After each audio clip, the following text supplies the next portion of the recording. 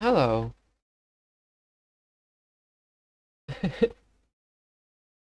Hi everyone.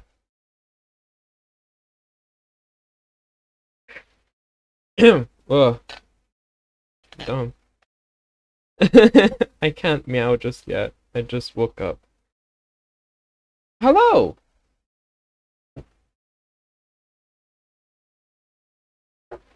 It's going well. I just got out of bed, like a half hour ago. A very small horse, huh? Yeah, today we're getting back to, um, Super Metroid stuff after, few weeks of Castlevania and a whole bunch of Pokemon.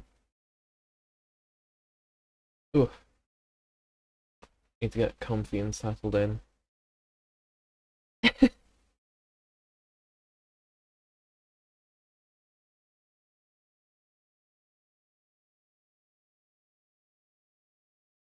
Let's get the game going. Digital Mantra presents.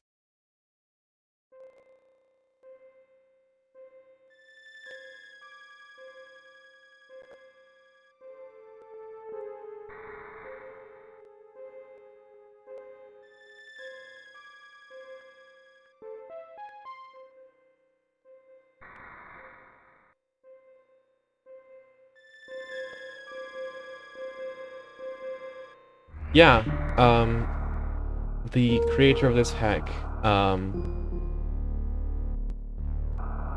placed, basically self-rated it R,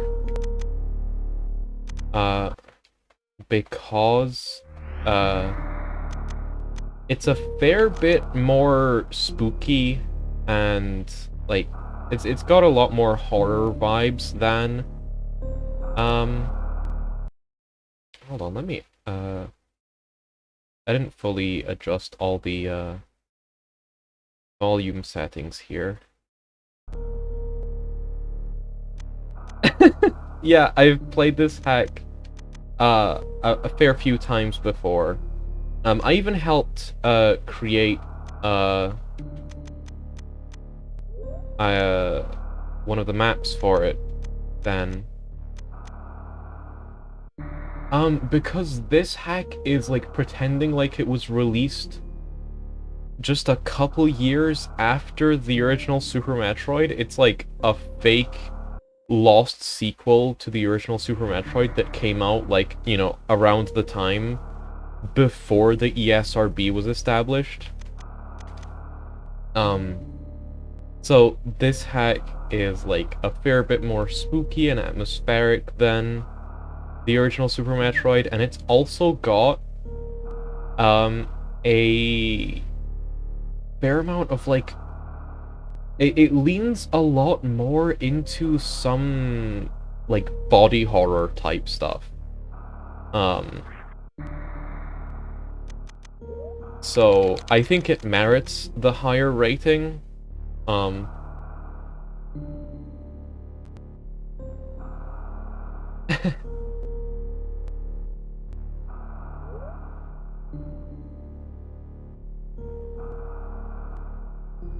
oh yeah. Um, yeah, there were, like, image edits. There were, like, edited images made, for the, Metroid construction thread that was, like, uh, the game appearing in, like, old, fucking, like, Sears catalogs or something, and, people, buying the game in fucking 95.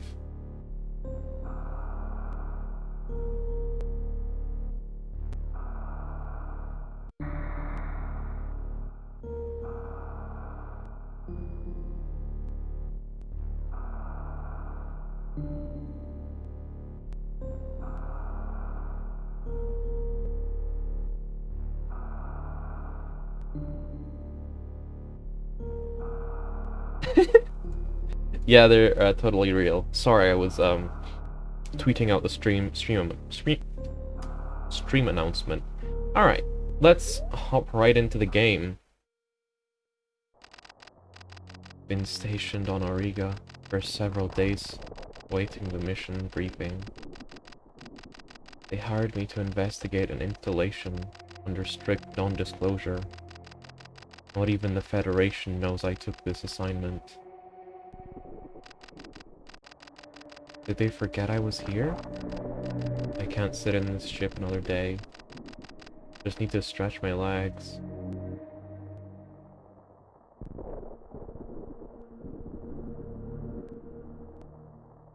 That, like, very neat,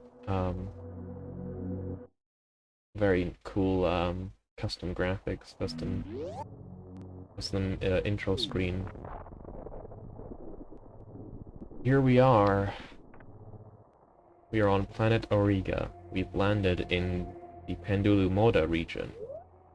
The creator of this hack, Digital Mantra, also provided a whole bunch of, like, lore.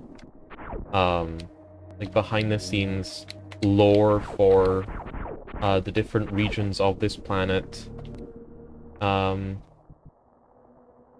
Oh, I'm sure she's got, like, protein bars on her ship.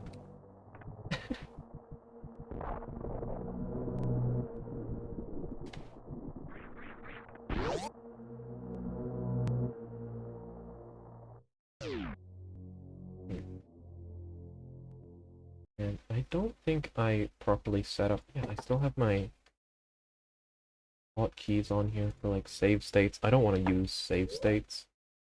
I I didn't, like...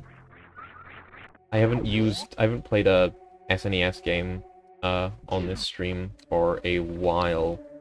Though my emulator wasn't fully set up for streaming, it was still, like, it had, like, save state hotkeys still.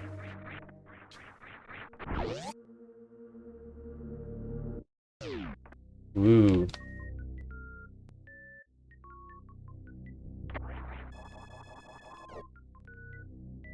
Pendulu Moda.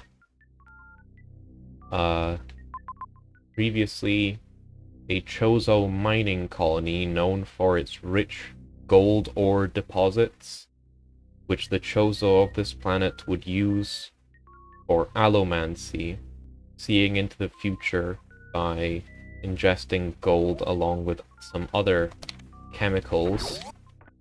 A potentially very dangerous process, which had a fairly high death rate, but could let them, you know, see into the future.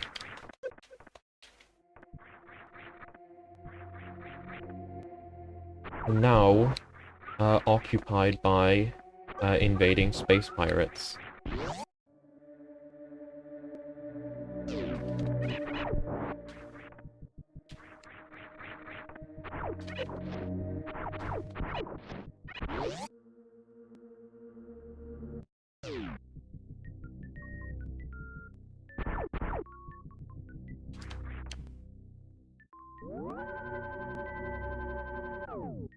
Seamless loading. Seamless saving.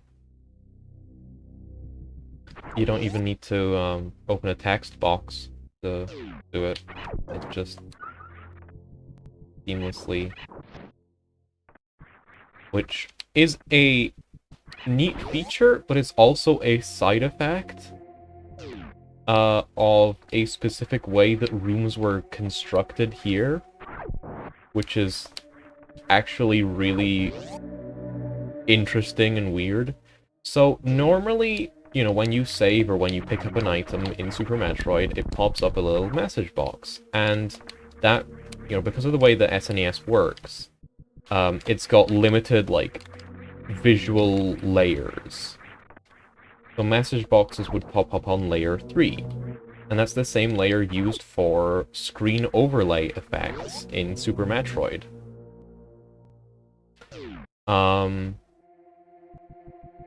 And Digital Mantra really loves using screen overlay effects to, like, add extra atmosphere to his rooms, and oftentimes they kind of the rooms kind of look bad without the visual filter, without the like overlay, without the overlays on layer 3.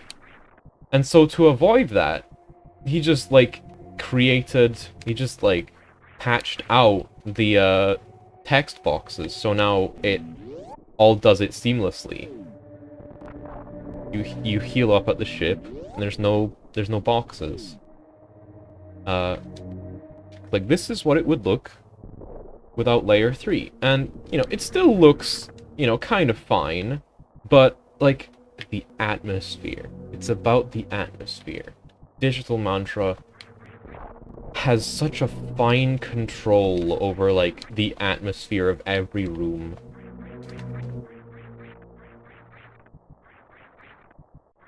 And it's just really funny that it's like, it's kind of a quality of life change for the hack to like, you know, have seamlessly, like, you just stand in the save station and it saves without like asking you, hey, do you want to save? Okay, save complete.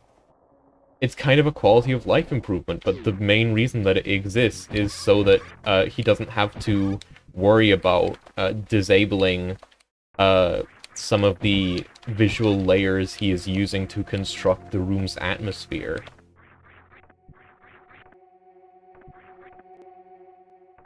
All of these, all of the graphics, all of the, like, tiles here are vanilla.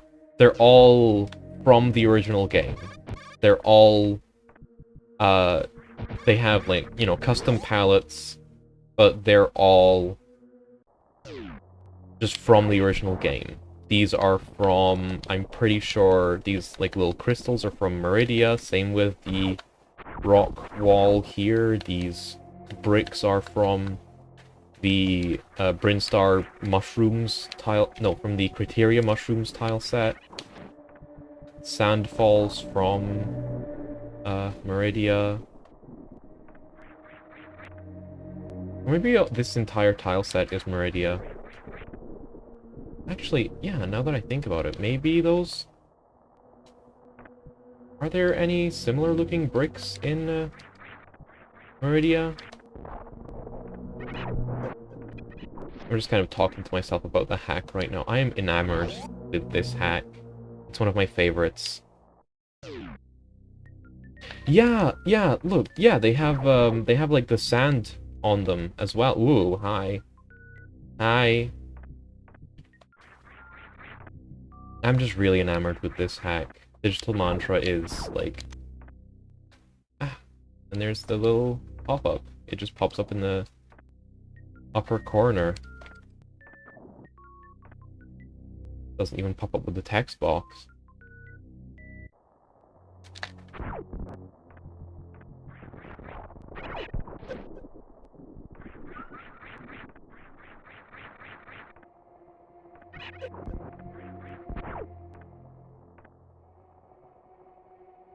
Yeah, like, he even has a, like, sort of fancy fucking logo at the start of the hack. Missiles.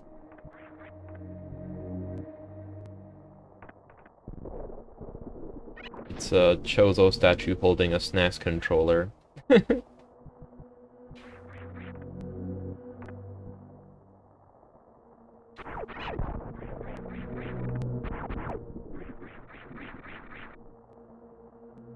Falling down.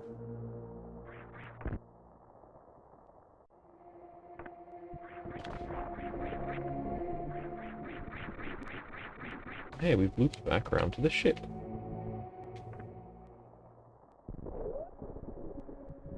Now that we have more, we can go here.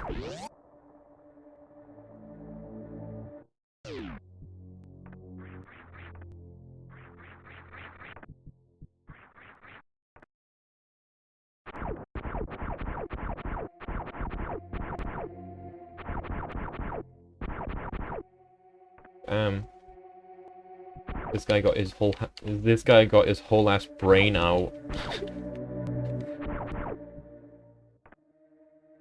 Uh, it has respin, and I'm not sure what else. I don't think it has any, like, super... I don't think it has, like, any control freak patches. I don't think it has, like, the... I don't think it even lets you remap the diagonal aiming controls fully. It's pretty much, like, stock standard Super Metroid controls.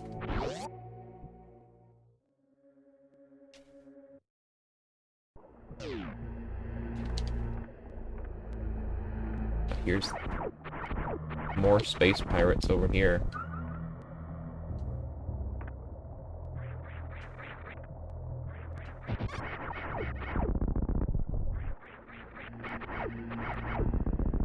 This used to be a Chozo mining colony. Now they've all died out.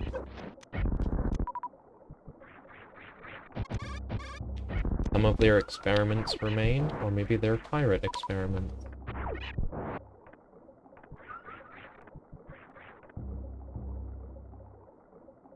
Hello.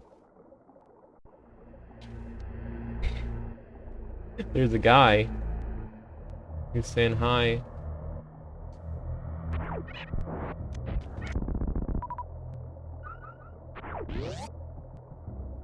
This region of the planet is also home to those types of giants. They're friendly.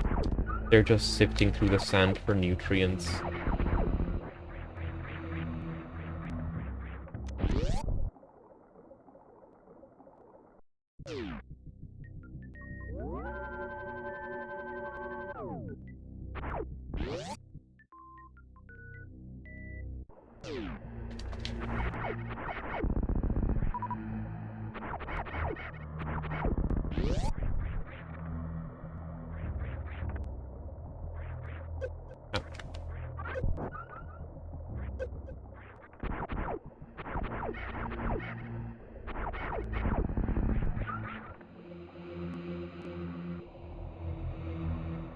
Okay.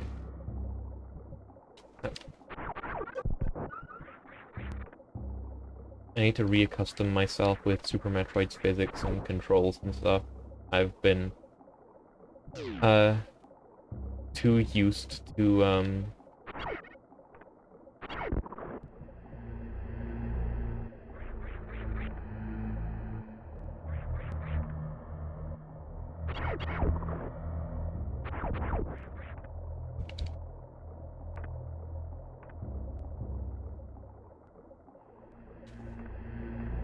What do you mean?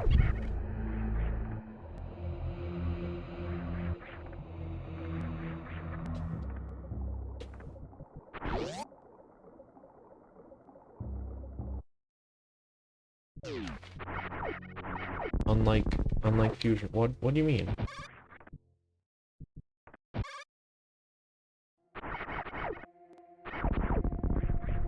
Hello. Bombs over here. Need to bomb jump.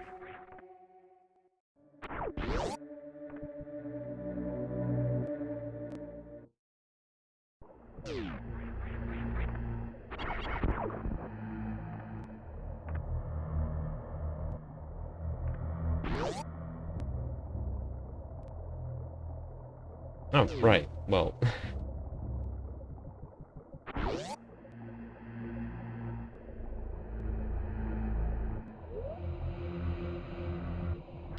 I think I'm going too far in this direction.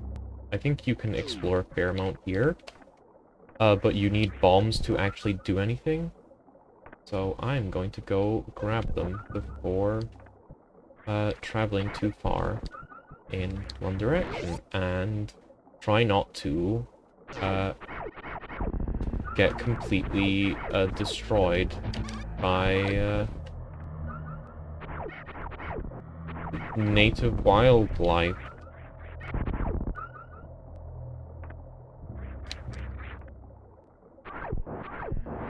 This hack is a little bit more difficult than the original game as well, than vanilla Super Metroid.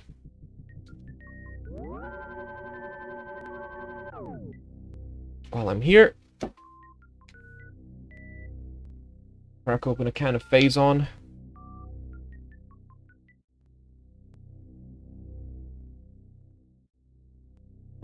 Ooh.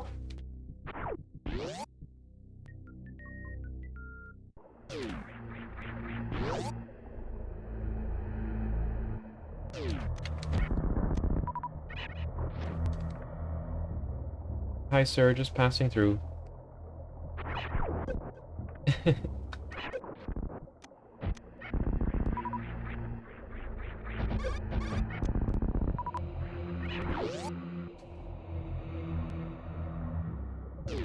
Got a little dust in my eye. Ugh.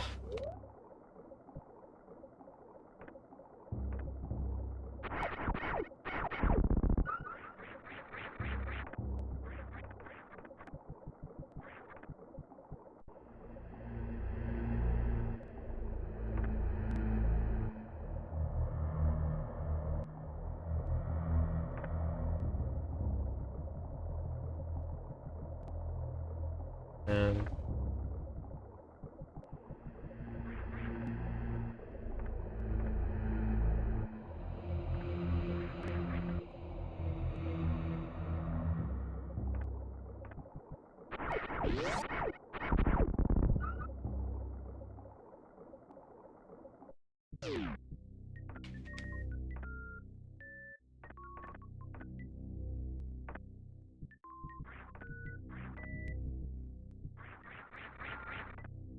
the room design in this hack is so good. It's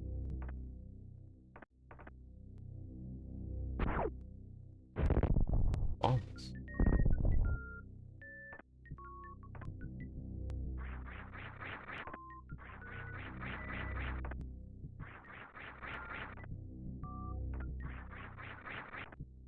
Look at the layers.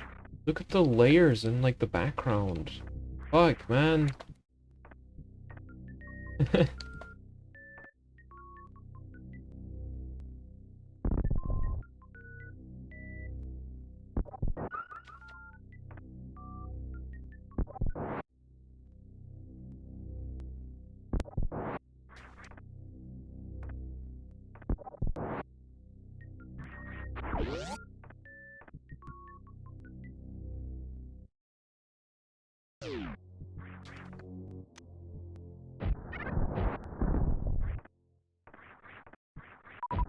Never noticed. I never really took, like, conscious notice of how they dodge near misses.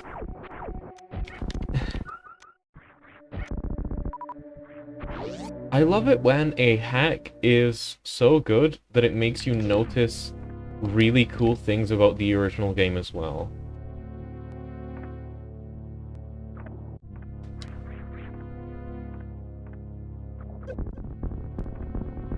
Blow them up.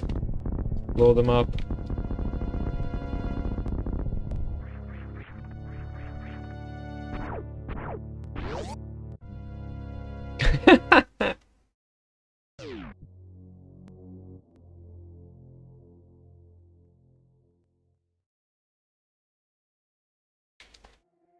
That's the most difficult boss. Oh. Oh, D-Man put the most fucking fiendish custom bosses in here.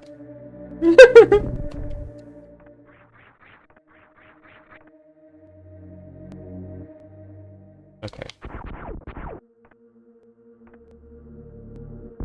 Oh. Power bombs.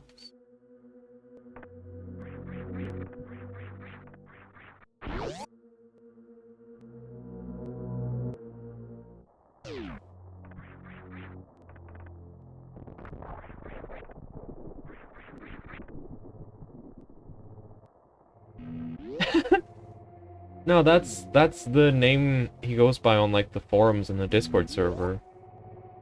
And also, we are kind of friends, I think. I made the first map for this hack, and he liked it enough to like add more like visual flair to it, add some like cool decoration, and like post it on the forum thread. He's a pretty cool guy.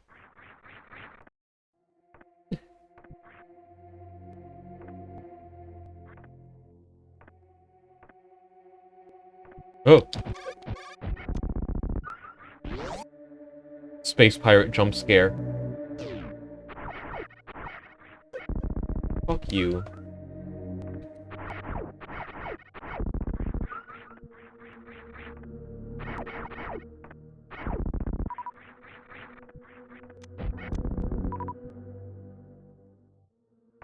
Oh. Ooh.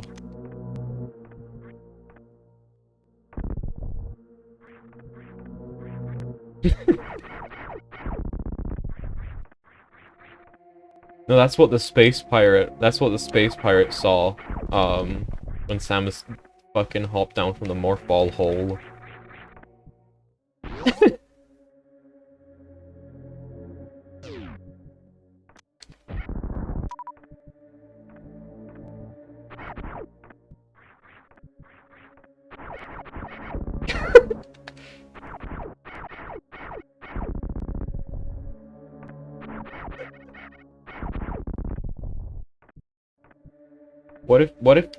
What if you just went through the fucking, like, Metroid Prime trilogy space pirate logs, and just, like, fucking find and replace, all of all mentions of the hunter with the female?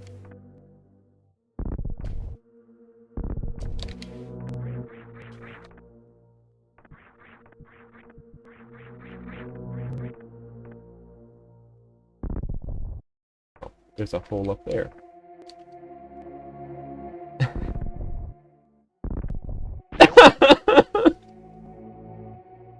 No.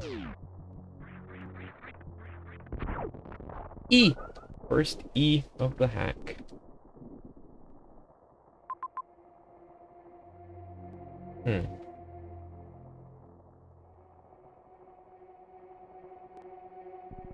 I'm sure there's another one I could pick up, nearby. I should look around down here as well, actually. Oh.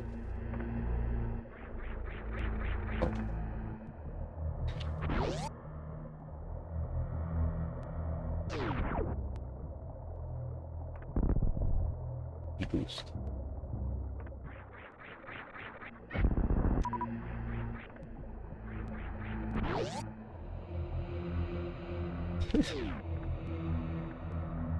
Oh, look at all these missiles.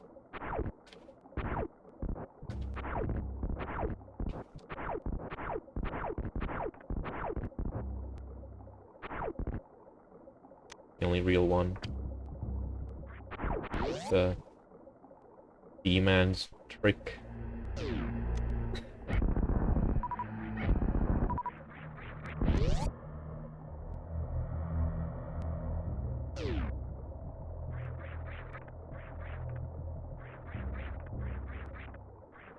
The way he pays attention to, like, lighting and stuff. Like, fucking, like, look at that! Look at that! Like, you know, the little fireflies are circling around here, so this area is a little bit more, like, highlighted, but the back side of that little platform that's kind of outside the range, no, it's in shot, like, fuck. I could, like, gush about this, the room design in this hack for so long. Look at this funny little tree! Look at this funny little tree! Like... These are all tiles from the original game! You built a fucking tree out of them! They're not even Brinstar tiles!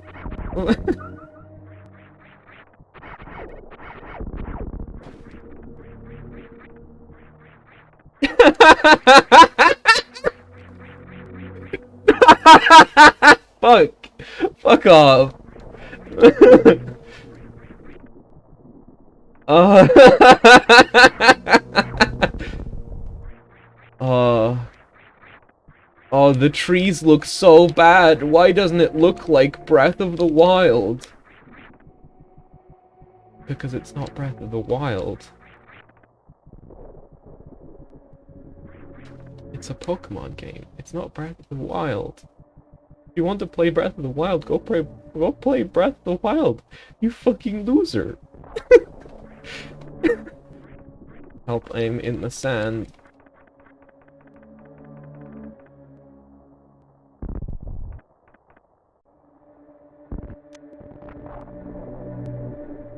What?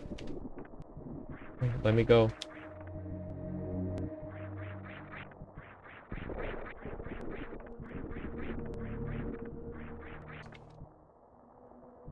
Trees are mid. Maybe you just need to find a better, need to find a better dealer, man.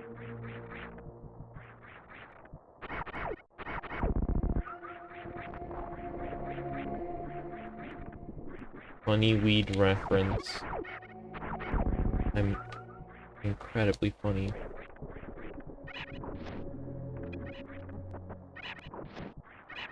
Oh! Almost didn't make that jump.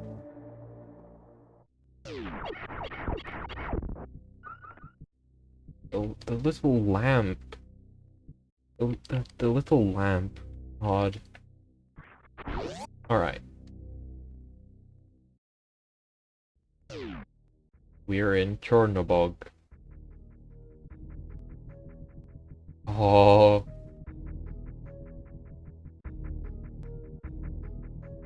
Look at this. Look at this. Look at this. The classic. The classic. The classic. This is a little trick of like layers and layer scroll speed that was first popularized in one of Digital Mantra's previous hacks, Eris.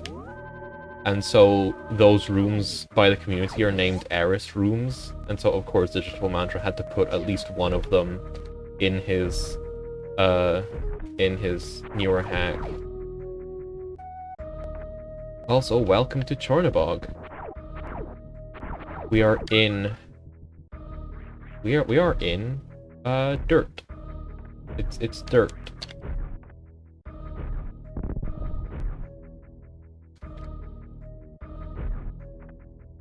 I will provide more lore once we arrive at an interesting place.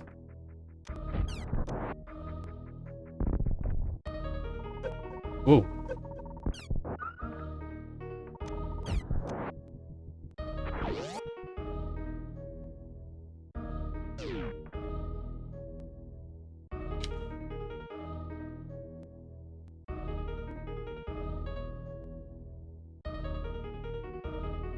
Oh, RT, you just slightly broke the chat.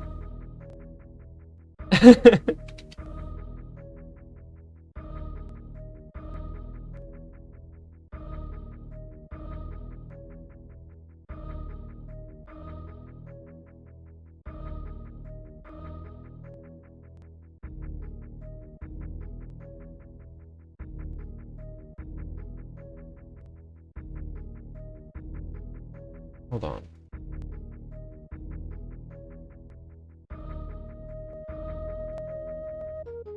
Oh yeah, don't worry about it. I just log into Streamlabs.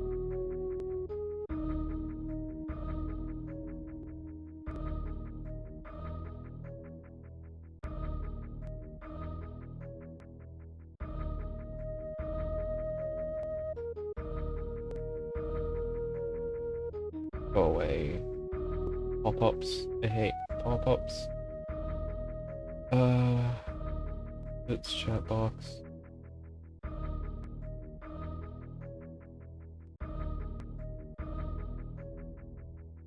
Let's just reset it real quick. That's okay. Everything's fine now. Get the map. Welcome to Chornobog. We are in the blue soil surrounding the roots of the great tree Yggdrasil, whose canopy reaches the upper atmosphere of planet Auriga.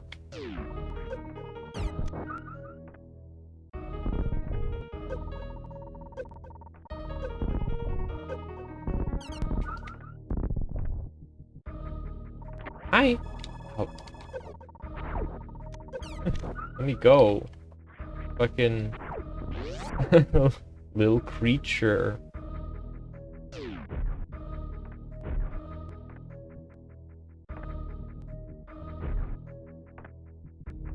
Giraffe rig. I like giraffe rigs.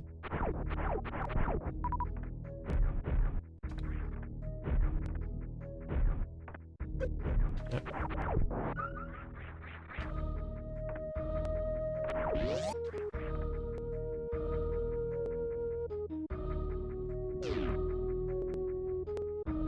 Oh. Here's one of the roots. I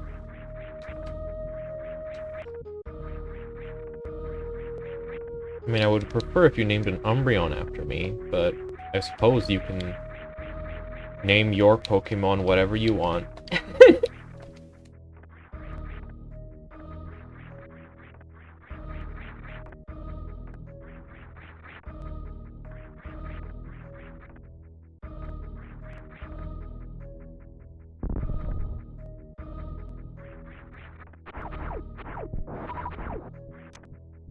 Missiles.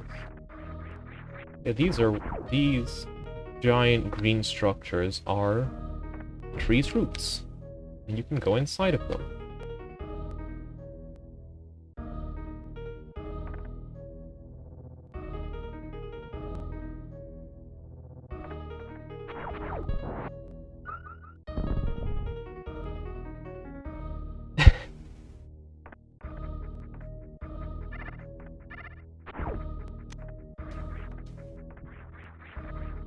There is some really, really solid room continuity here.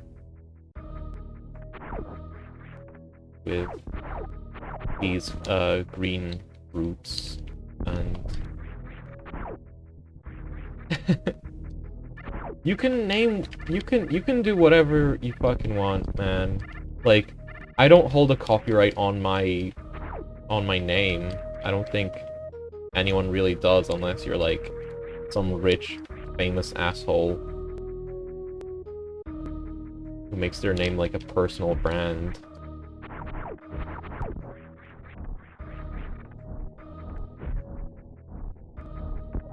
Hmm.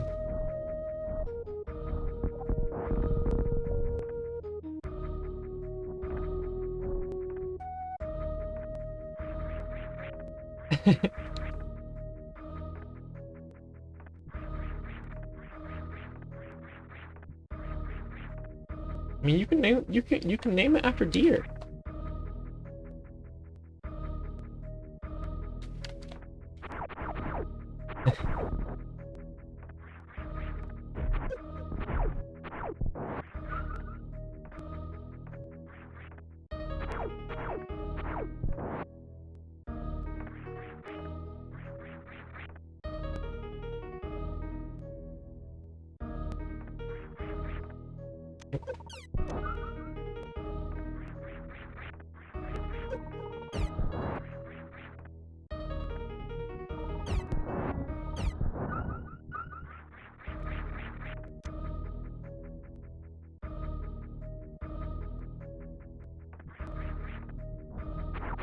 Ooh.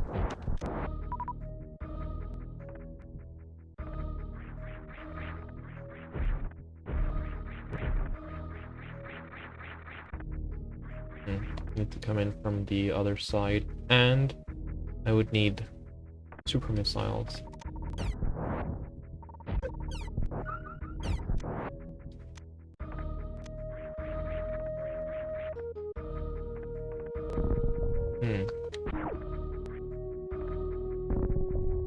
I need to shine spark all the way up.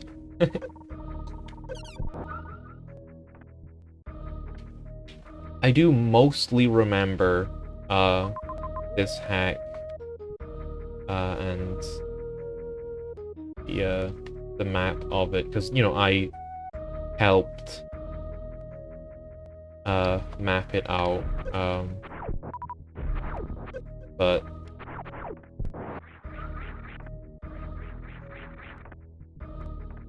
I have intentionally tried to forget a lot of the details of this hack's map, to try and have a little bit more fun with this showcase stream, rather than just sharing everything with no, like, actual exploration behind it.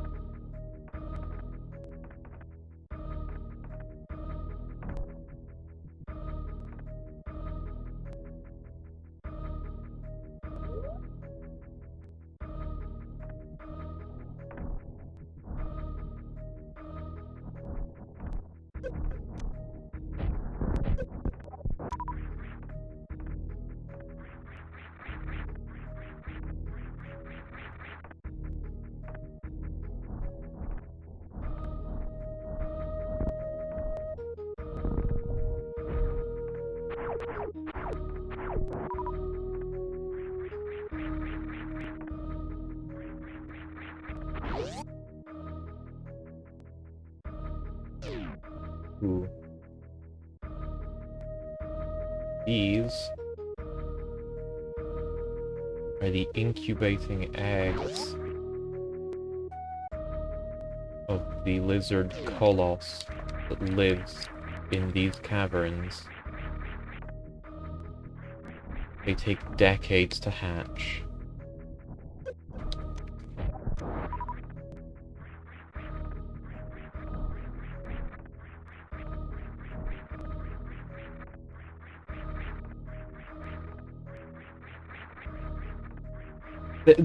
This hack has the deepest fucking lore, man. Like, straight up, like,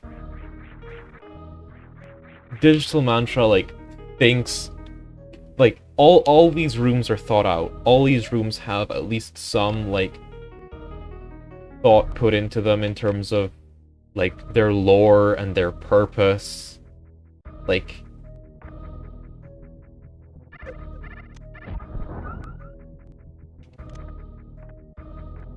there are very few things here just for the sake of having something here.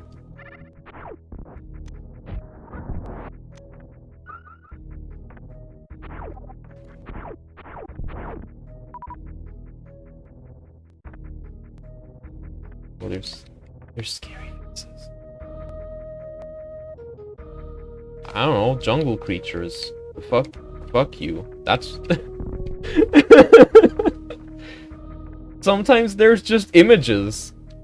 Sometimes there's just, things in the background that exist. Egg.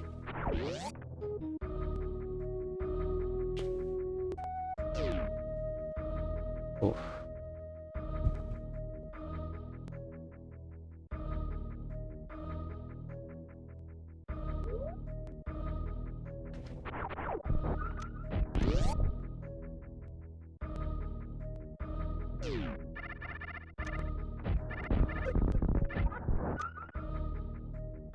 Oh, this is the same room that I found the little root alcove in, where I found a missile.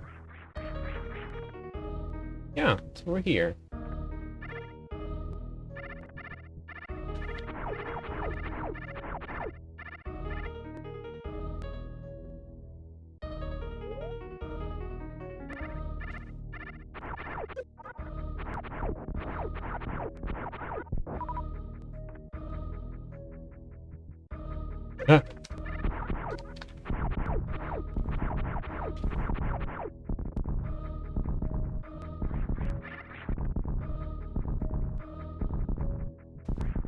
What's that noise? Oh, I'm in danger. Oh, I'm in danger. No, okay. I can't bomb jump underwater.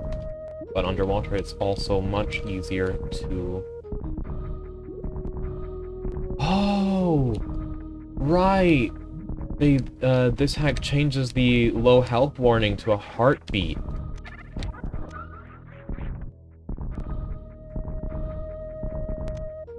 I forgot about that. Oh, that's... Oh, fuck. No, fuck you. I needed that health. I needed that health. Alright. Come on, we can make it out of here. We can make it out of here. We'll be fine. There's the very bottom roots of Yggdrasil.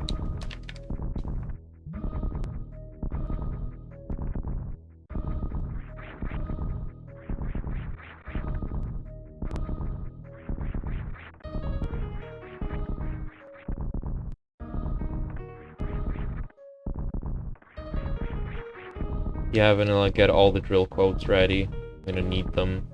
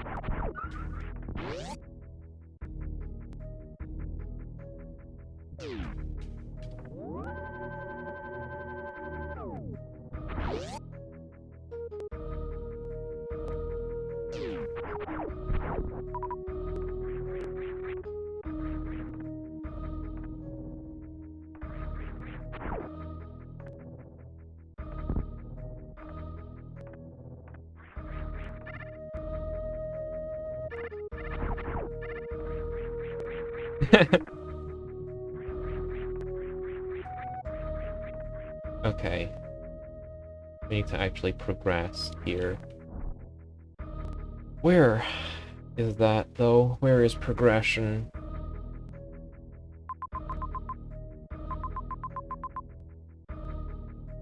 Hmm.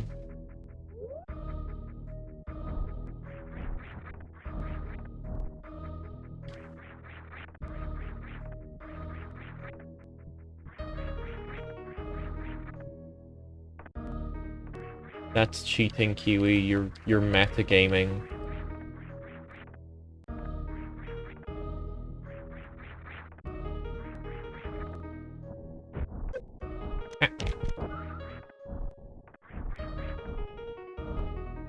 I need that E.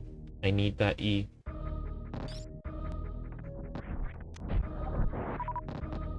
Ah. Ah.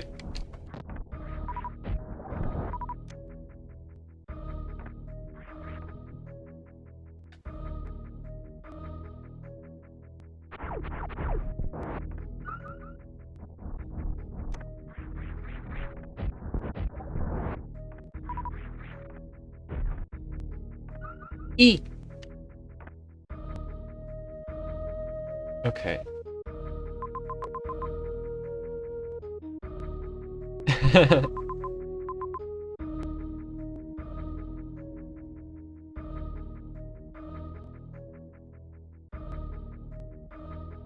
Okay, what paths did I not take?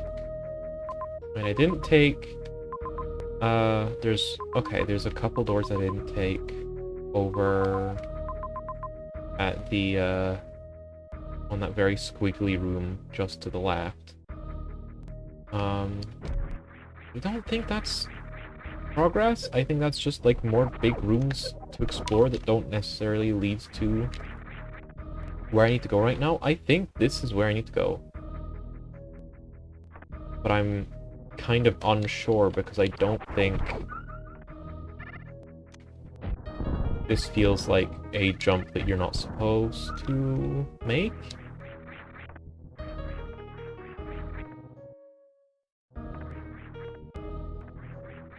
No? Okay. This is the path, then. Ooh. Whoa. Oh, there's mock droids. Help. Help. What?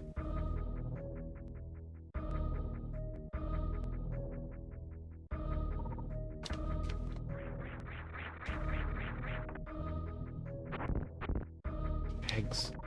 Eggs.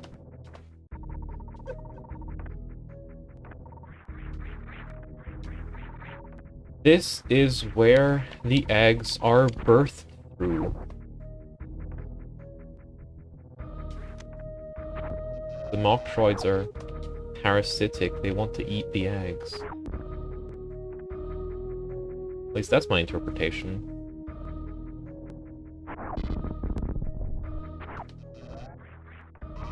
Samus commits infanticide.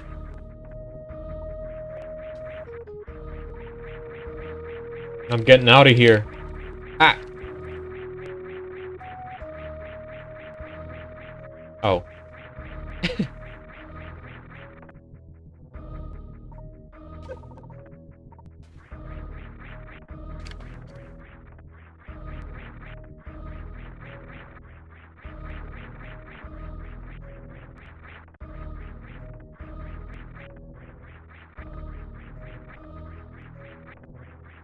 That is certainly an interpretation.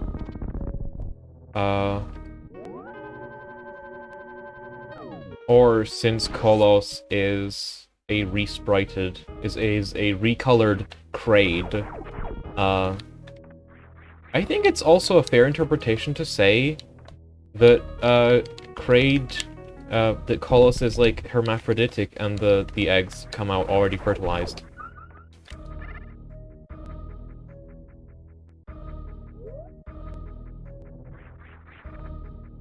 This is very serious lore discussion. No, I don't think this is the way you go.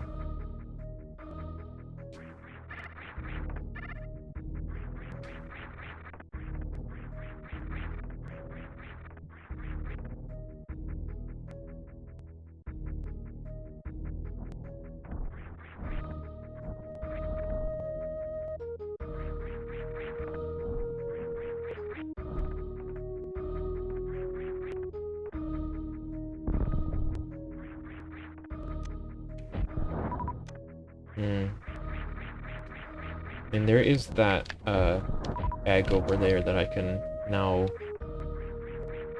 kill with the charge beam.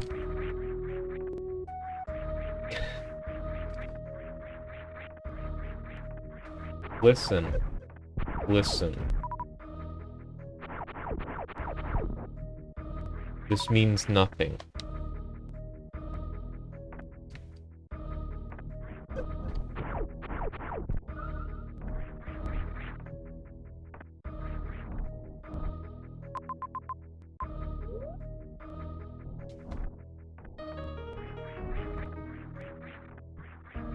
I want to take a look around, back up top real quick, because there is something there's something pretty neat that I would like to share.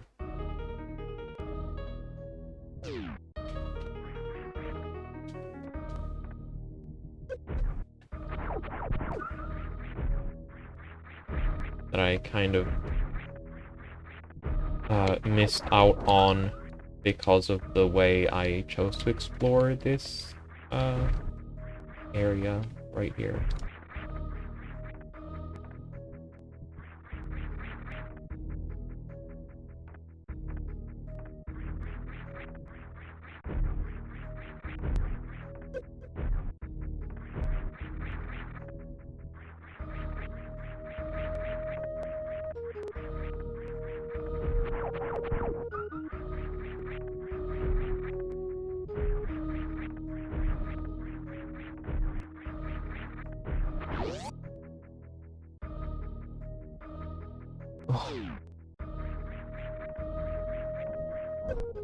Ouch.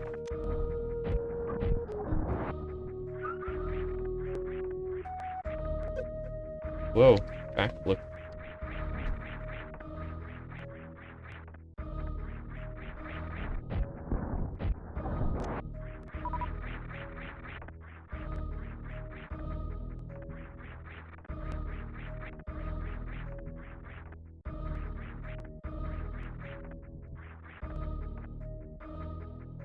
green.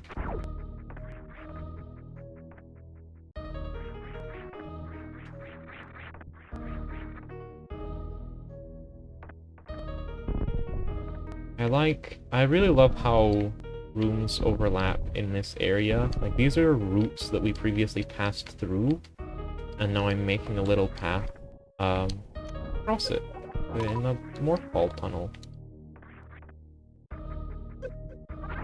Like, you just, this is a place you walk across. Now here we are on another layer of the same room, on another layer of, like, the same region of the map. Whoa. Well, destroyed statue's face. That's horrible.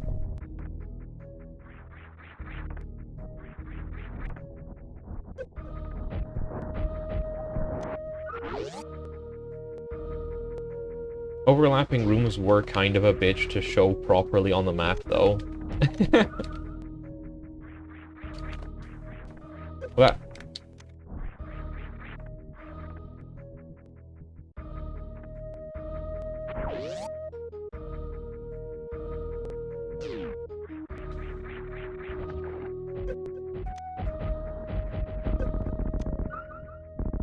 Because of, like, important lore reasons. Ooh, there's super missiles up there.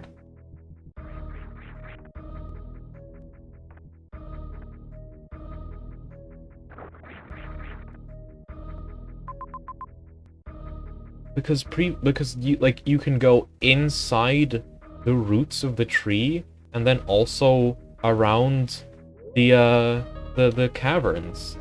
And, like, it's not really confusing. It like makes sense as you're playing the game. It's not like, I don't think it's that confusing if you have, like, good spatial awareness and a good sense of, like, you know, where you're going.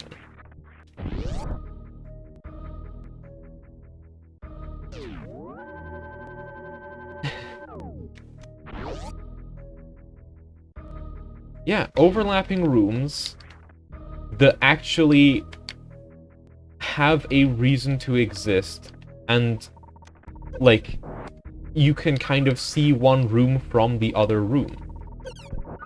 It's good. It's good when there are overlapping rooms that it's cool. Hi, hi, Exister, where I am, extolling the virtues of overlapping rooms.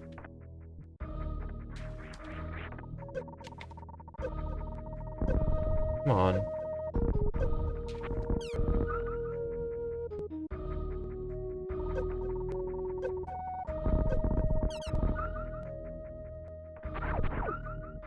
This leads back down to the... Okay, see ya, Kiwi. Take care.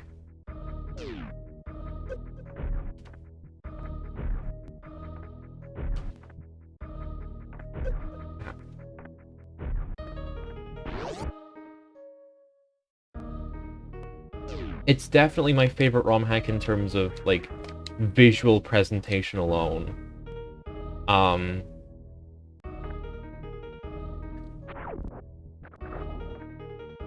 think there are some hacks that are, like, better designed in, like, a mechanical sense and in, like, an area design, like, a, game design sense, but, like, even then, even with, like, game design and area design and mechanical design, Vitality is up there. Like, it's already up there. It's insane. Oh, there's the boots.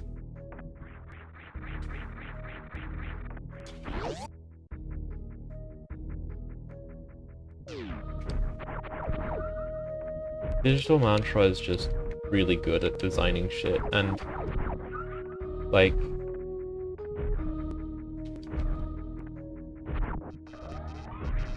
this hack took a long time to put together, and, like, I don't blame him for it, like, if he decides to just step away or, like, even take a super extended break. Like, I hope he keeps creating, even, like, outside of the, Super Metroid ROM hack scene. I hope he just keeps creating. Because he's really good. he's good at what he does. He's really good at what he does.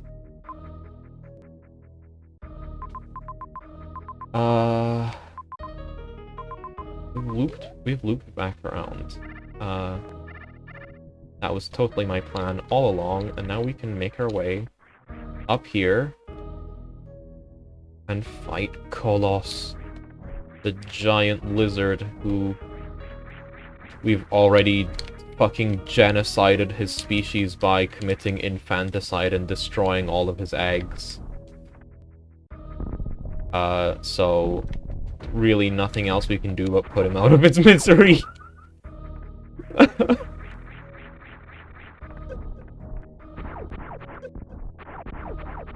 Can I get, like, some ammo? Yeah, this is the danger of, getting out of your ship because you're bored.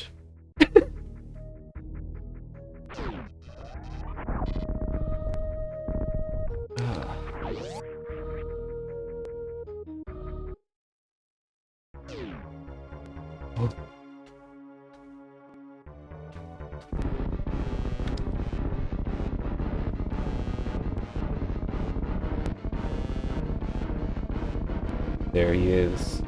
Kolos.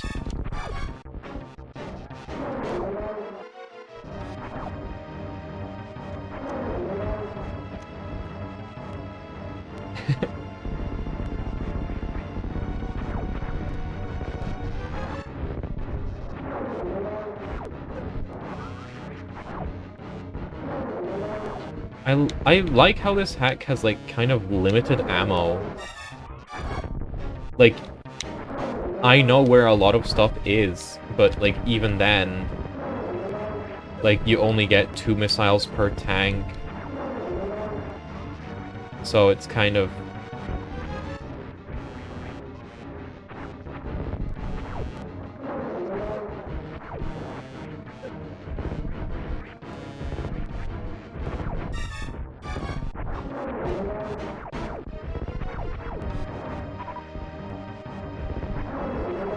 What?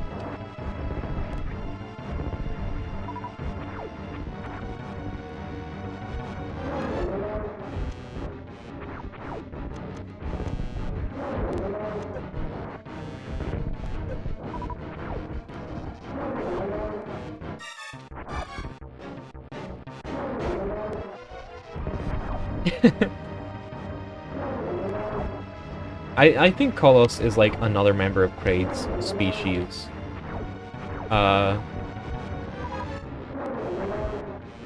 The Kraid lore is sufficiently, like, thin on the ground that you can, like,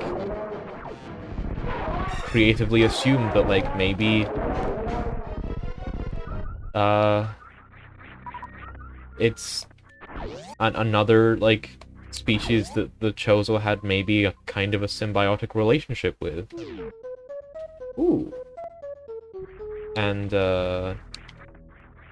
they, like, raised a Kolos on each of their colony planets, and the one on planet Zebes just happened to, get, recruited into the Space Pirates. Oh. Ooh, water.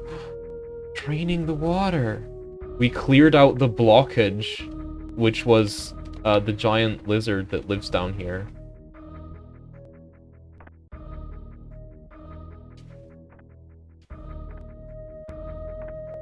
Yeah, but considering you only encounter him on Zebes, I think, like, if this is the lore thing we're following.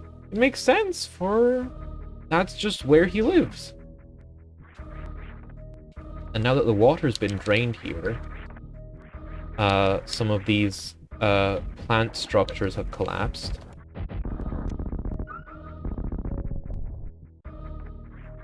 Including the one that was up there. Right, on ZDR.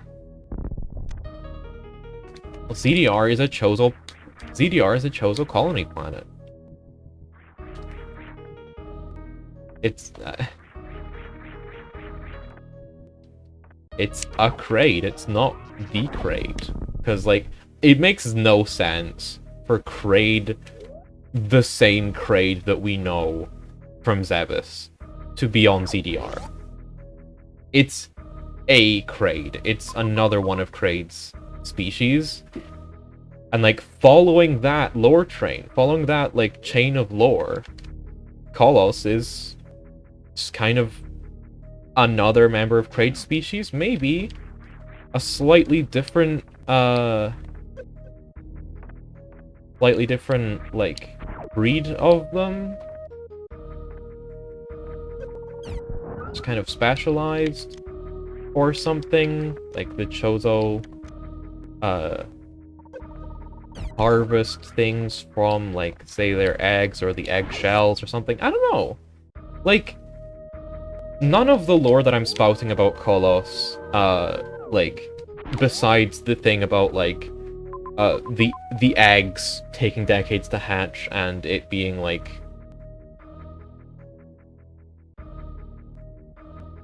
Yeah, but that just means that they recruited it to fight. That doesn't necessarily mean that it's the same Kraid. It's, you know... Now, we can go through here and explore whatever area is over to the right.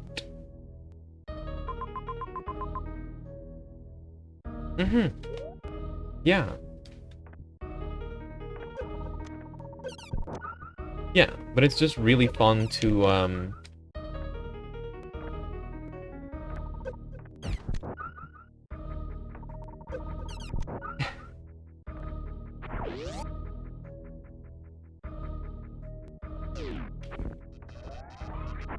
It's just really fun to, like...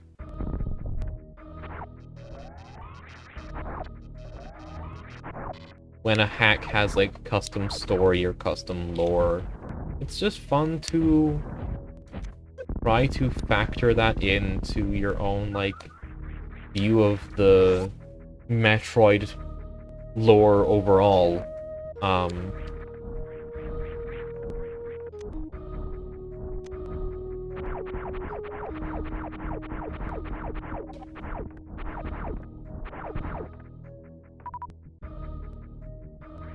Though this hack kind of does break Metroid lore pretty hard later on, but I think it's still fun to, like, try and make it fit in with some other stuff that you see in, you know, the mainline, you know, quote-unquote canon Metroid games.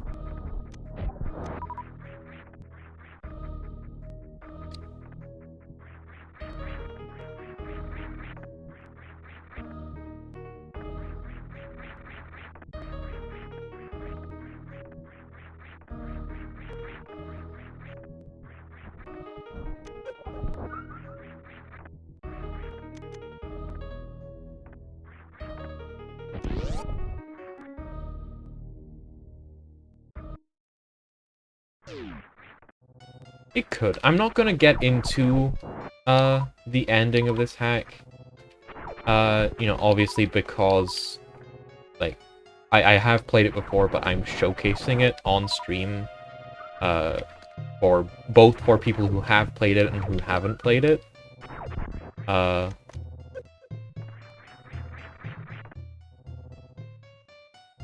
door's broken. That's a really cool, like, little visual detail. Door broke. Also, yeah, here's Spore Spawn.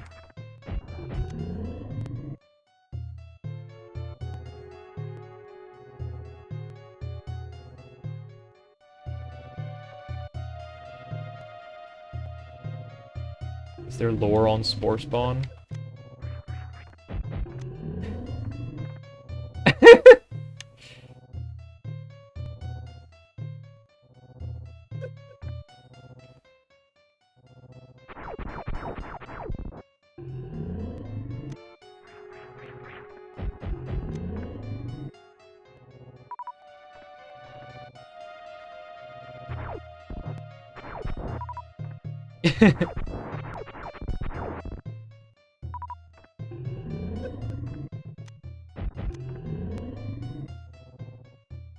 Then how do you explain apple Spore Spawn?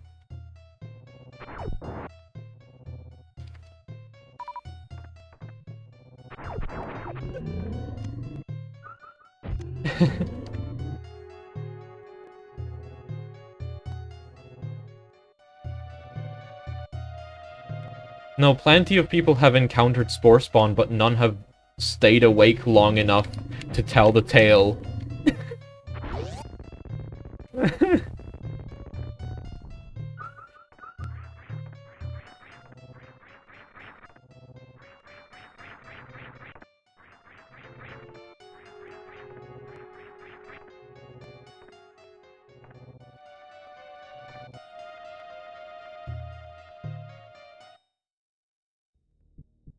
Wait.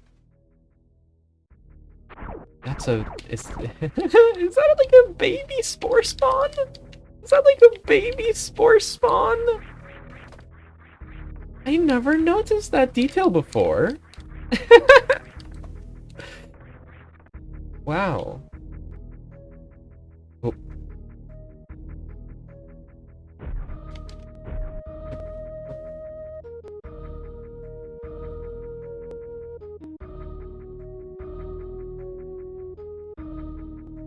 No, there's no lore on Spore Spawn in the reference image that I have pulled up on my phone.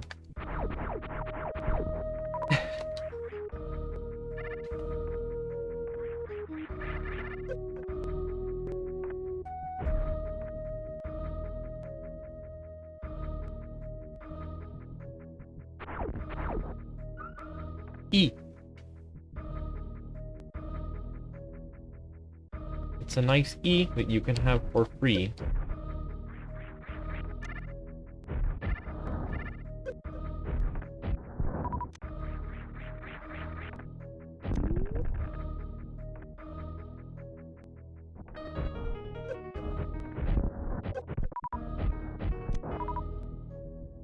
Okay.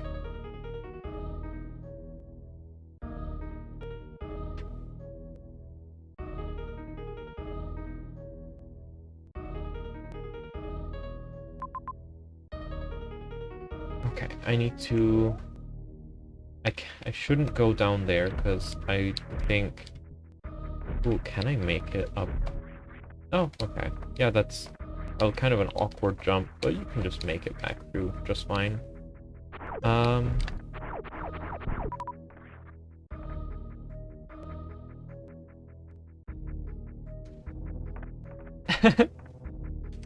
I need to finish mapping out okay. I need to finish mapping out Hotlands so that I can then start mapping out Cryogenesis, because I committed to mapping out all of the Oats and Goats contest hacks that looked interesting to me. All of the ones that are, like, worth mapping out. Because I already made a map of Biohazard, and it was really fun. It was a really fun thing to put together, because... Oh, yeah. Oh, yeah.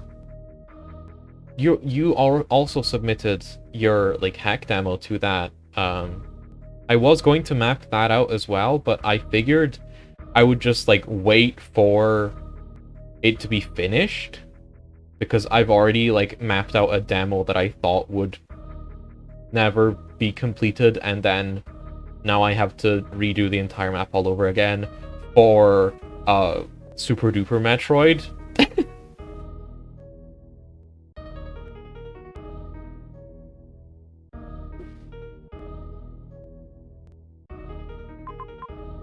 Okay. So where are we going? Okay, we're going all the way to right there. Yeah, and in the meantime, you can get the extremely rushed mapper maps he makes too quickly to check for errors.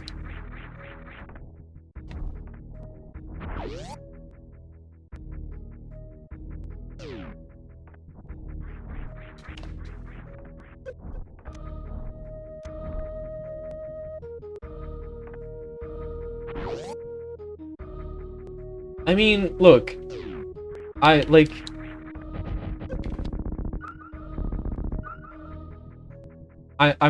don't mean that as, like, an insult. I'm just, like, saying directly that, like, they're not as good because he doesn't play the hack before mapping it, so he can't have full context for, like, a lot of things in the hack. And he also, like, uses a program that makes things overly easy and simple, and so he kind of rushes through some things and makes a fair amount of, like,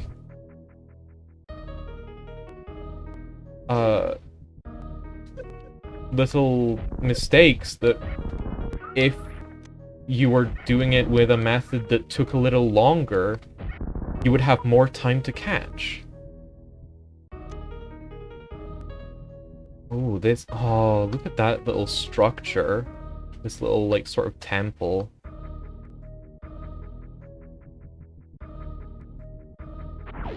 Oh. Where are we going now? We're going to Aklis.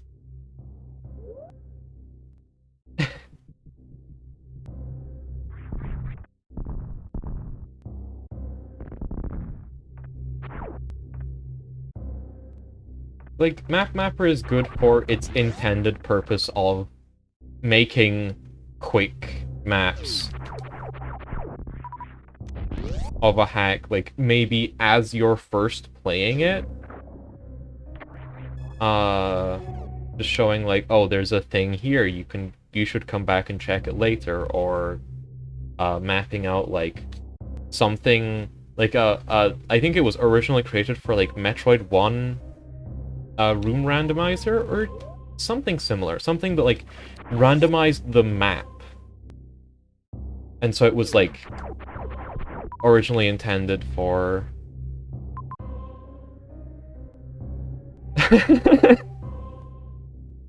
Yeah. You know. Like, I really don't intend to, like, insult him or the program he uses. It's, like, just straight up facts that, like, the way he makes them. Like, I like his maps. They're useful, because, like, I'm not gonna bother mapping out all the hacks that he's mapped out. I'm not gonna bother mapping out fucking Blockland. Or, whatever other, like, weird little hacks he's done maps of. Like, all of the,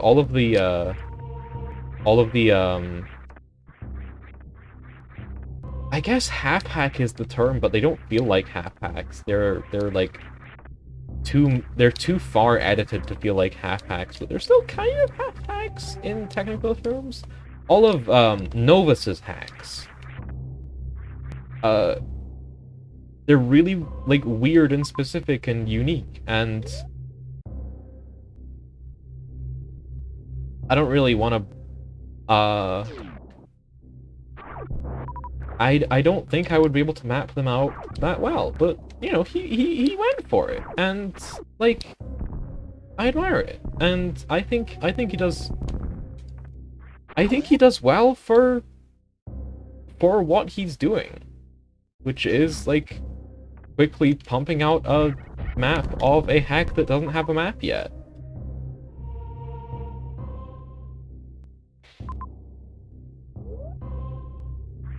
What I don't understand is why he's mapping out, like, fucking vanilla Super Metroid or vanilla Zero Mission. Like, there are already a lot of really good maps for that. I don't think we need, mapper maps of it.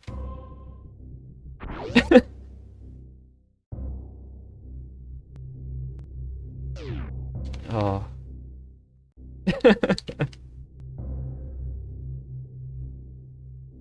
Where am I going here?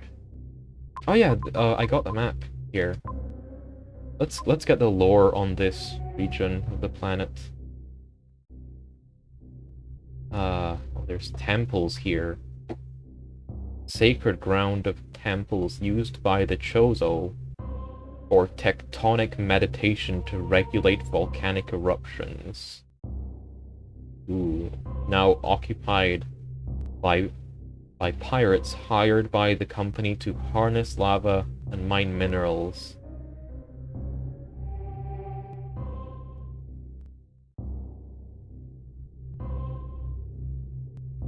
Without the Chozo to guide the planet's tectonic movements, eruptions are frequent and sporadic.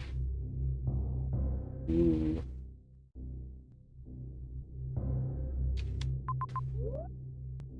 Oh yeah, here's the here's the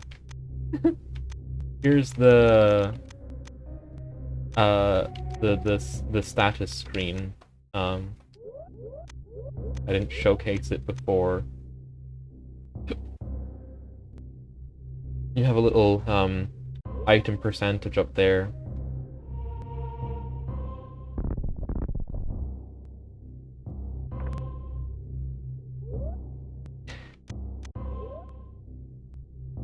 Yeah. I mean, tech is, I think, a better category name than miscellaneous.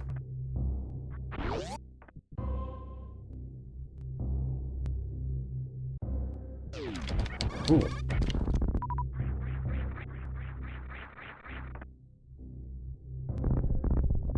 Ah, power bomb. Let's explore over here. Ooh, water. Oh, look at the background.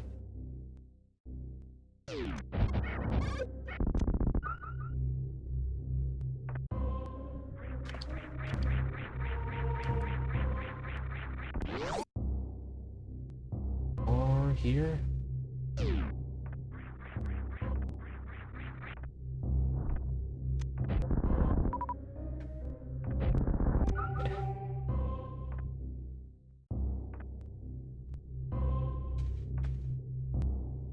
Hi, Crimson Abyssal Vulpix. Hi.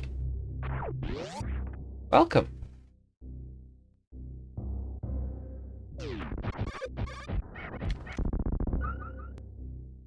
Yeah, it does look like a walkway. I'm pretty sure it is like some kind of a... It's some type of a structure in the background. Like, I'm interpreting that as like... That's far in the background, and that's like an entire hallway stretching through like caves and other shit.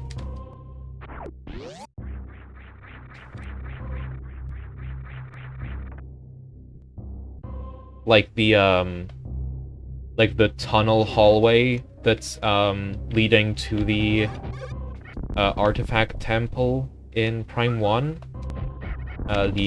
In the little like space pirate room. The room that space pirates built. Also water.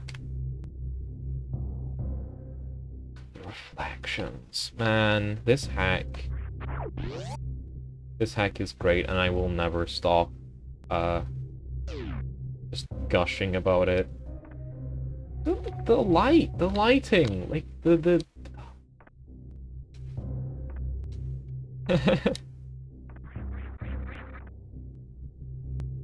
Oh, that was very rude.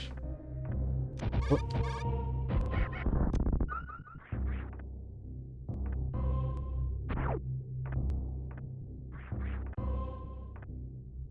Mhm.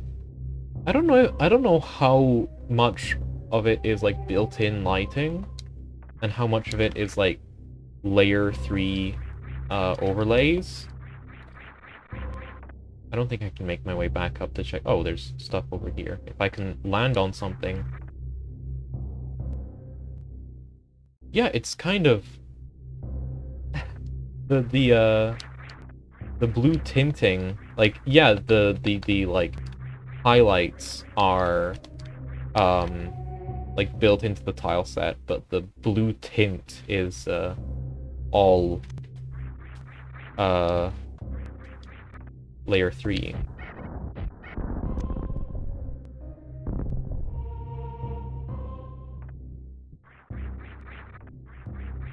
Yeah, I missed. It's time.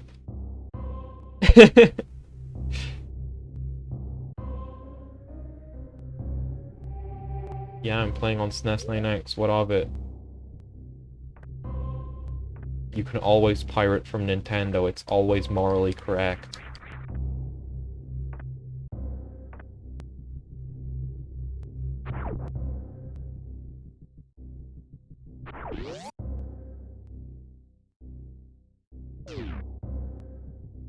We're in one of the temples. I love this area's like map structure where there are like rooms built there's like you can there's like rooms that are just the caves around a temple that, like, you know, they wrap around. It's very Metroid 2. It's very Metroid 2. It's a little like map structure type of thing that I really love when hacks do that.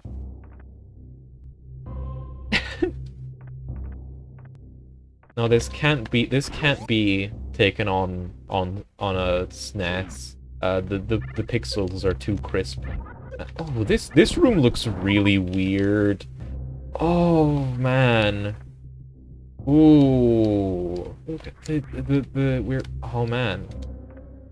Oh, this is like obsidian volcanic rock. It's like sparkling. It's shiny. It's sparkly.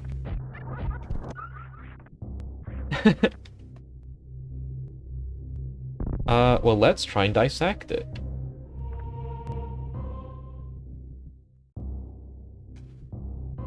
Ooh. Yeah, it's a layer 2. It's a background. It's the layer 2 background overlay. Lava Reef Zone. Hmm.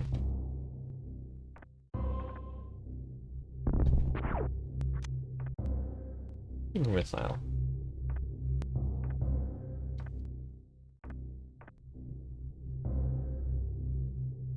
Okay, here is an important detail. Notice how the mini-map, notice how the map for this room shows that you can go up here, shows that this room has a direct connection to the room above it, because it technically does. It is part of the same room, but you can't actually go up there. Sometimes the map in this hack doesn't follow where you can go specifically. It follows the shape of the region without considering, like, is this a path that you can take? And that tiny, like, little detail makes it feel like the map is as much a part of the world as anything else. Like, you are downloading the map. You are downloading the map from an in-world terminal, and the map doesn't care about, like, whether you can go up here. it doesn't care about like, oh, can you actually go from this room to the other room? No, they are like part of the same cave. They are part of the same cave. You just can't navigate this part because it's not a world built for you. You are exploring here. It's not a world built for you, and the map isn't built for you either.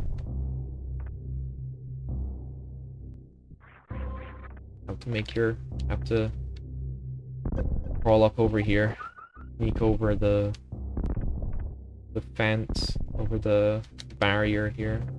Oh, and it's a one-way path as well.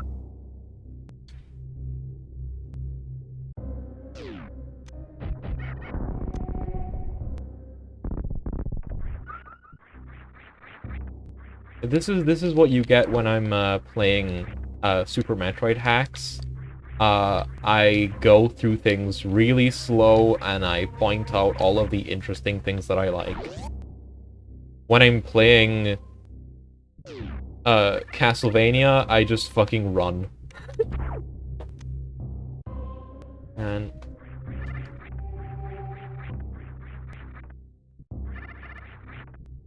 ooh.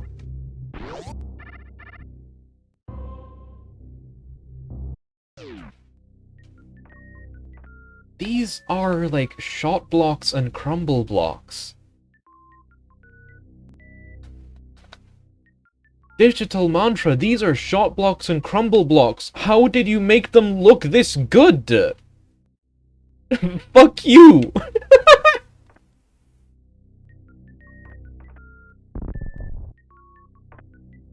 Ooh. Ice speed.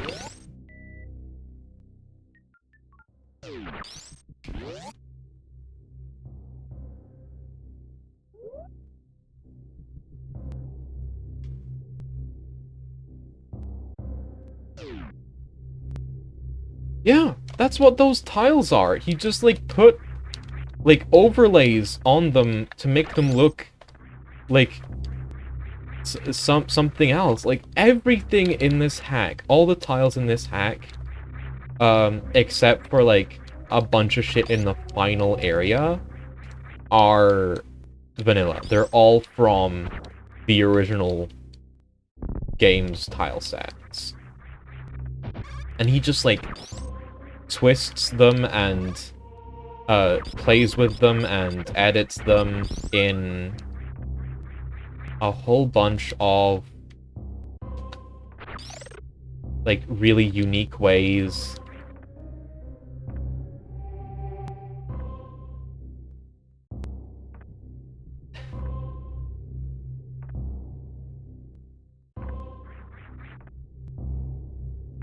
The sky from in here.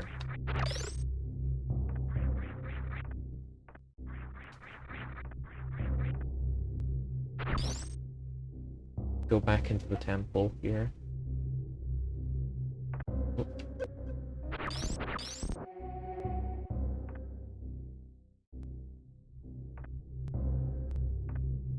Oh. This save is broken.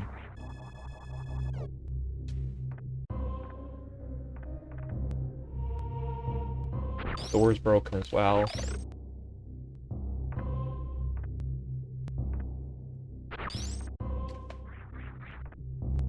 Yeah, like the temples in Metroid 2.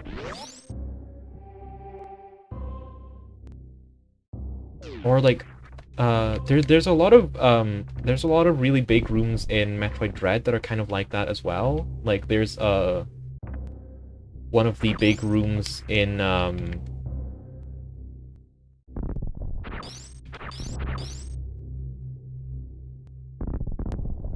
the Ami zone in Artaria. That's just a huge thing that you like.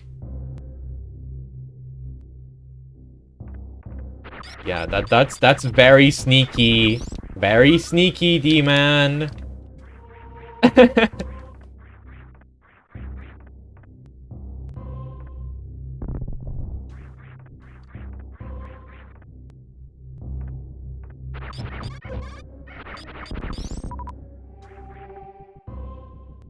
Yeah. To get back into that part of the temple, you need to loop all the way around the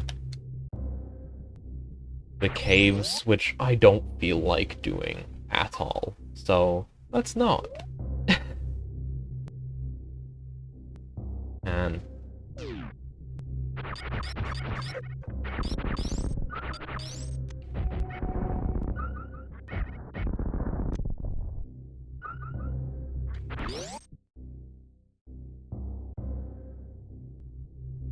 yeah, there's no way of getting back into the upper part of the temple from the left side. You have to loop back down into the lower part of the temple and then go all the way around.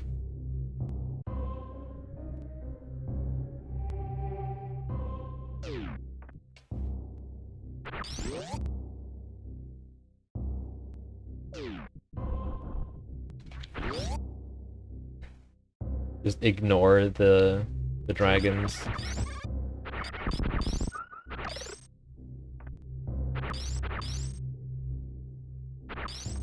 The layering on the back. Oh my god.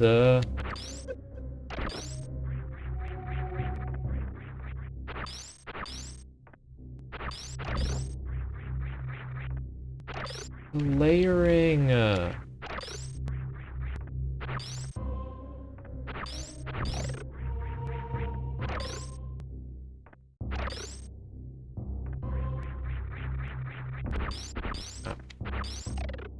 Power bombs.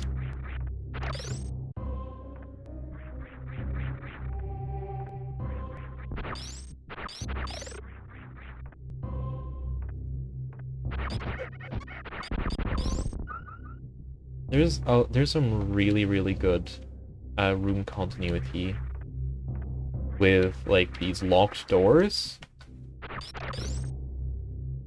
Like the locked doors that never open, but you can see both sides of them, and they like make sense to exist there. In terms of like the world structure, it's just another facet of like this world isn't built for you, you're just exploring it.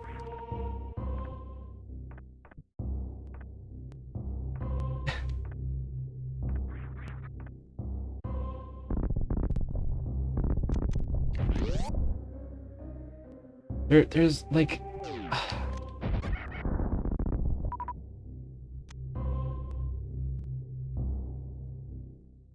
yeah, yeah, Vitality has a really good like hell run later on.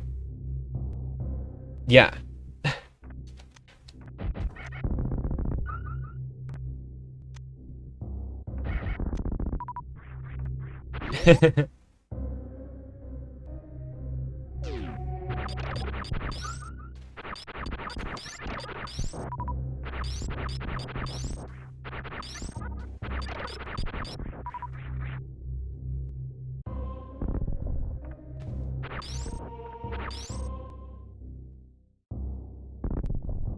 I like that you can go behind the Chozo statue here to like hint that, oh, you can go under here, except this gap's too narrow. Go find another entrance, and there's this very conspicuous block above this very conspicuous hole.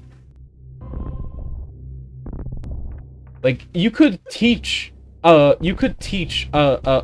game design and like world design fucking video essay, like fucking like you could teach a course using like a bunch of examples from this hack.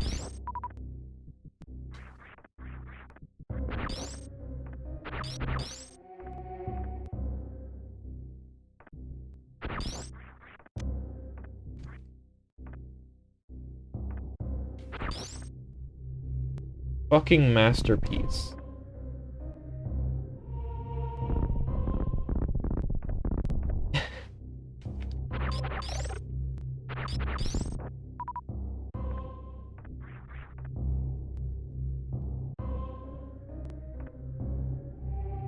Man, you go like do that. If follow your passions. That's the only reason I'm here. Follow your passions, man. I would love to see it. I would love to watch that.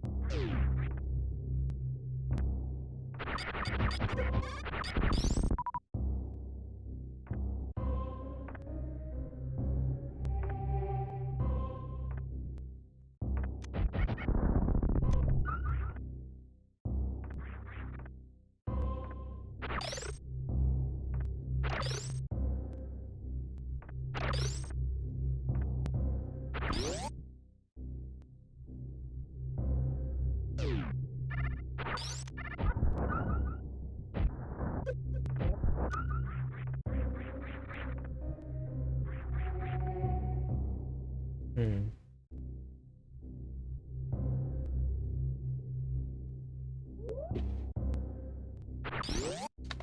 I love that you can see the moon. I like the moon. Of course I do. Very on brand.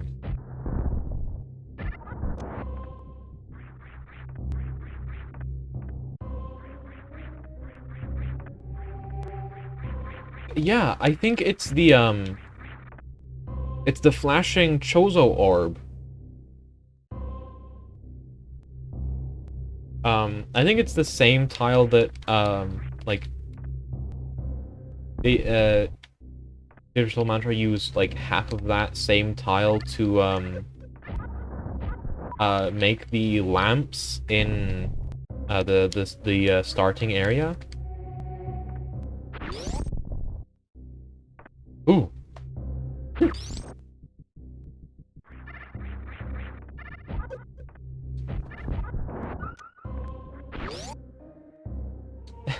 Always a little weird when, you think there's gonna be a room transition and there isn't. And you're like, oh shit, we're still playing.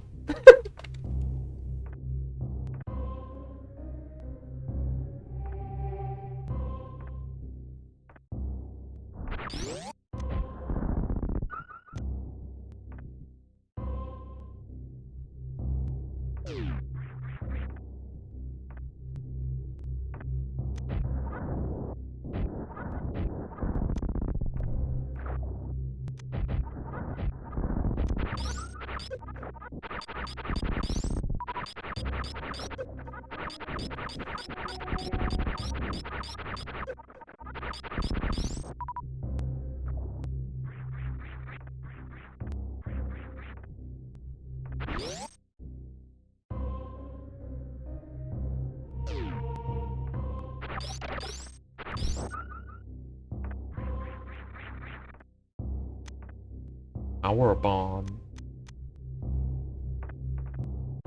Alright.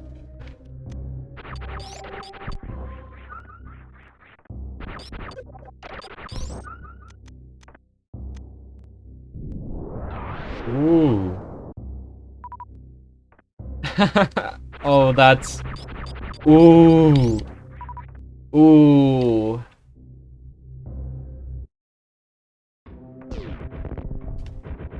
Ooh.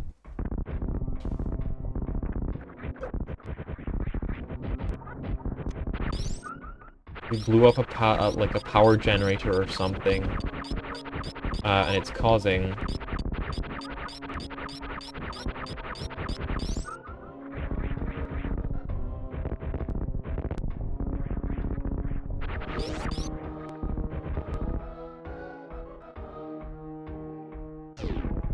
Maybe there's some AM2R inspiration for this specific escape sequence. I know for sure that this entire region was modeled after one of Digital Mantra's previous unfinished hacks, Temple Runner, which was very much inspired by Metroid 2. Ooh. Gunship network error. Unable to establish uplink. And here is why this was a single room.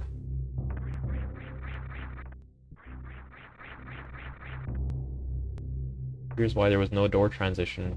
So that there could just be a single room here. So okay. Actually, I think you could still make this work with room states with, like, still having a door transition. You can just have, like, 2 rooms. You can just have, like, a room with a door in the middle of it that has a door transition to itself. That's something that's in the original game in, Brinstar. That Twitch delay, the Twitch delay fucking tricks you.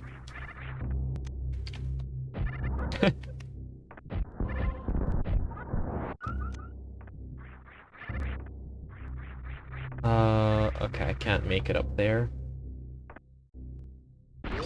Ooh.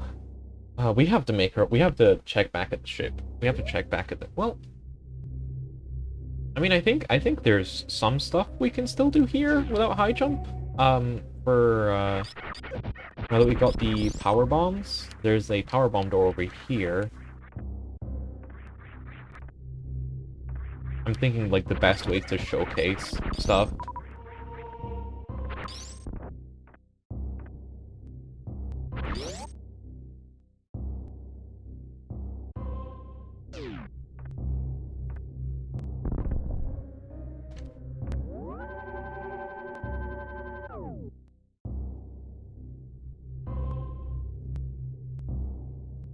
Alright. Yeah, like...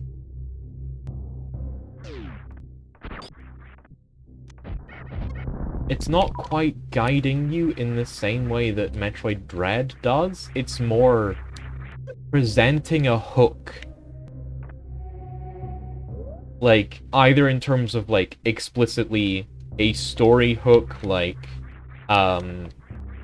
just popping up a message that says, hey, there's something going on with your ship.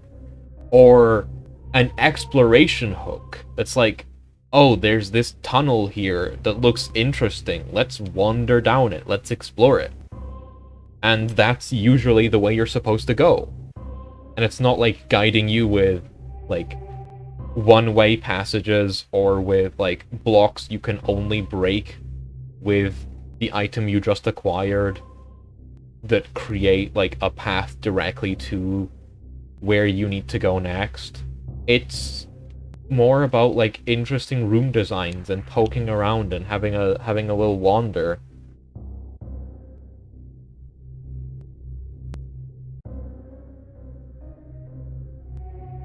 Yeah.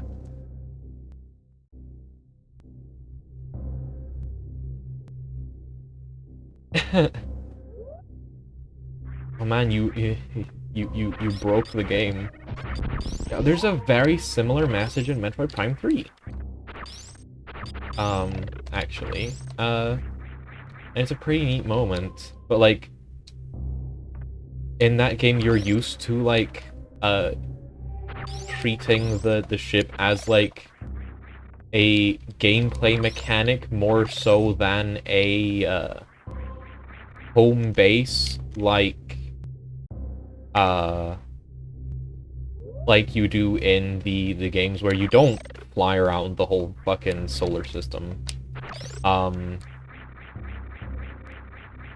There's like, it's a different type of attachment that you have to it in Metroid Prime 3 than you do in Super Metroid or any other game, where it's like, it's a home base. It's somewhere you can check in at any time. Refill your health. Take stock of the situation. It's the only place where you can refill all your reserve tanks.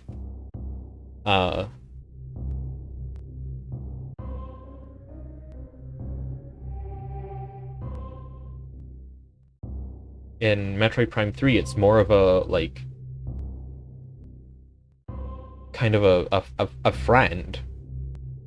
But in most other Metroid games, it's home. Um,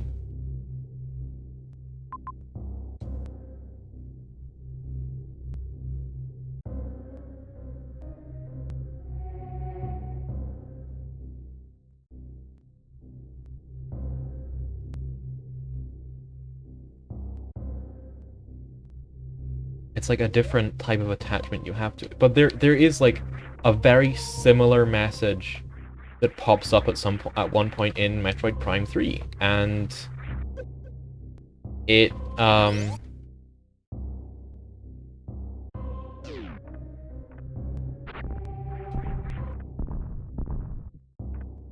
yeah, yeah, I guess so. I think it still like feels like home even in other games as well, because like when the games are built well, it feels a lot like home because you can return there fairly easily when the game is built well. Like when it's kind of more at the center of things rather than like at the start or at the top. Yeah, but it's like it's a different type of bond. It's a different type of connection. It's a different type of fondness for like this place where you can call home. Even it's I think I don't know. I think we're agreeing on some things, we're disagreeing on some other things. I'm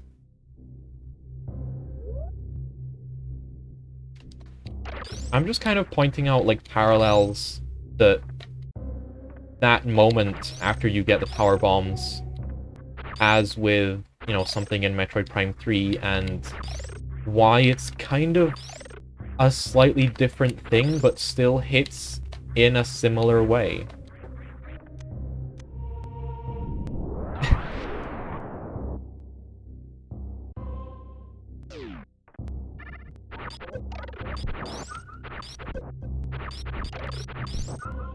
The power bomb explosion effect. I don't know. It's sometimes you just have fun talking about something something interesting and like kind of niche and weird and not often talked about in game design.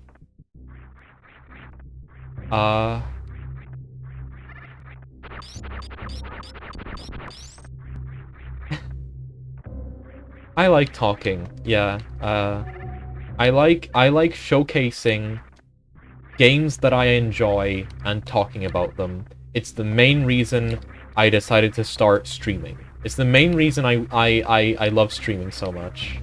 Is I get to show off a cool game and talk about why it's good, or why it's bad.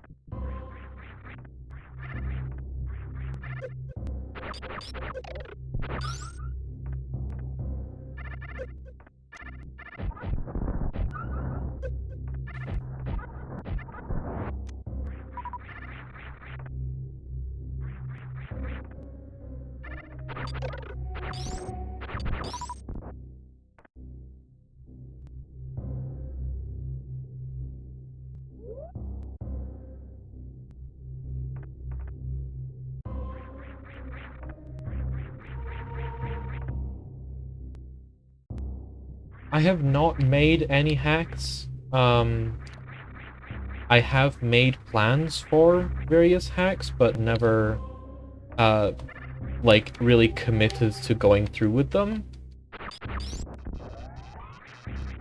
I need to be careful here.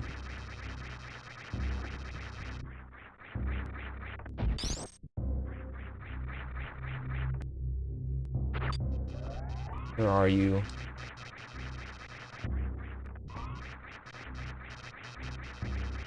It's something I'm interested in. It's something that I would like to do at some point. but, it's hard for me to keep focus on... Oh, fuck. It's hard for me to keep focus on creating.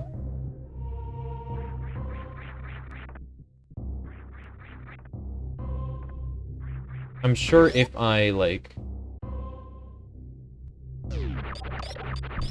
put a lot of effort into it, put a lot of, like, focus and thought into it, I would be able to, create a cool ROM hack.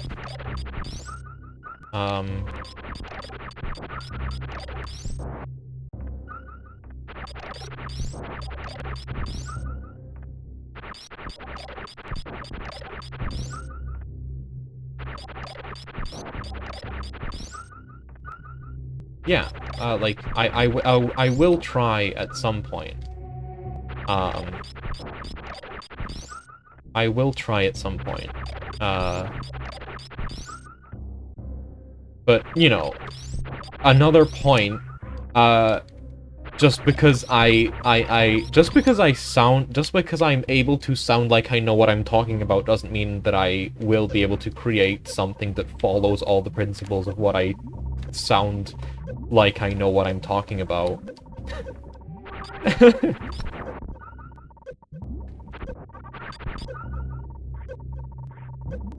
Ooh.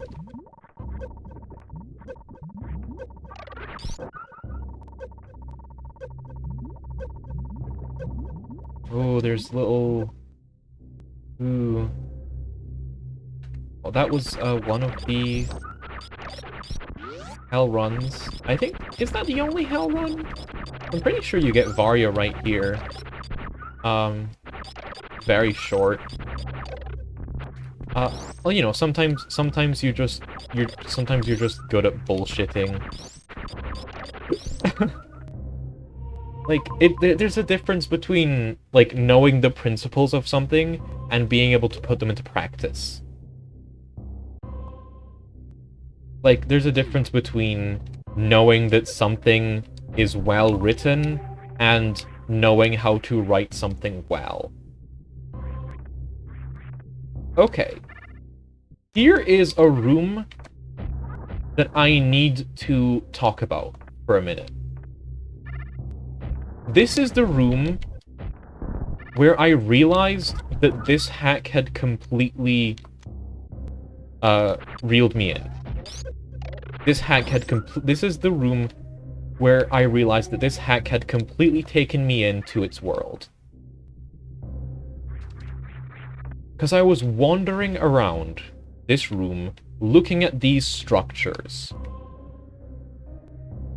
and thinking about their purpose.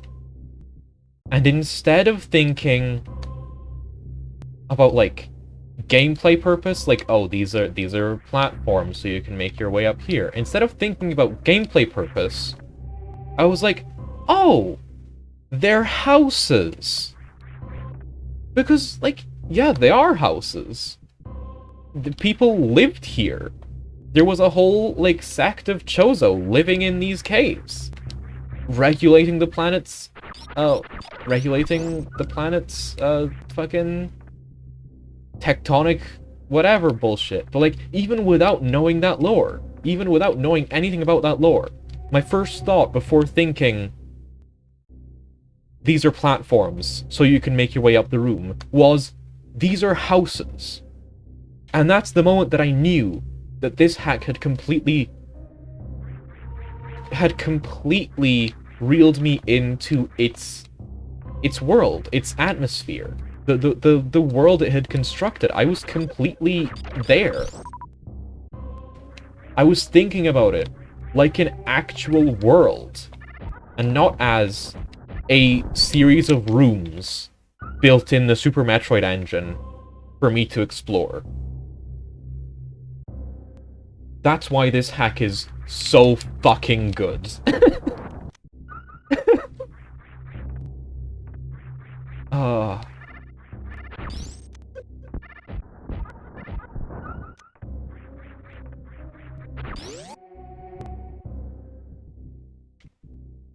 Little tube.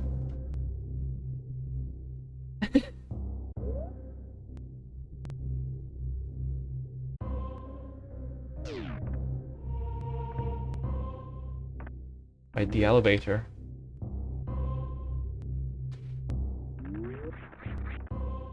Barely made that jump. Oh.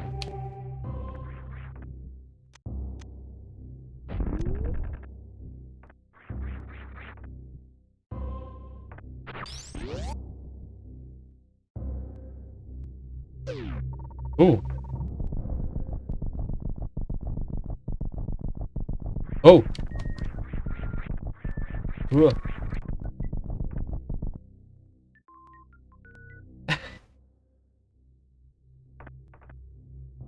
Scary.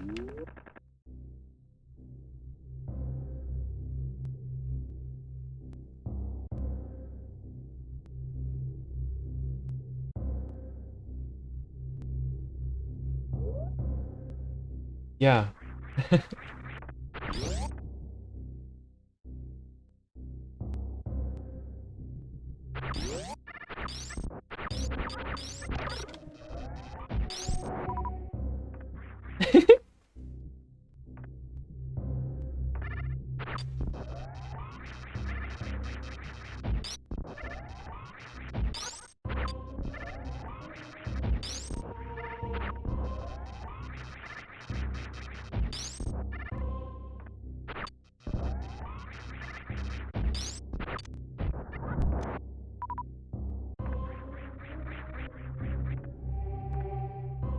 Oh. Man. God. Yeah, I suppose that could be a ladder over there. I interpret it more as like a track for that elevator platform, but maybe it can also be a ladder for that that that elevator actually being like a little service droid or something. Like, oh man. Yeah, it's cool. This hack is good.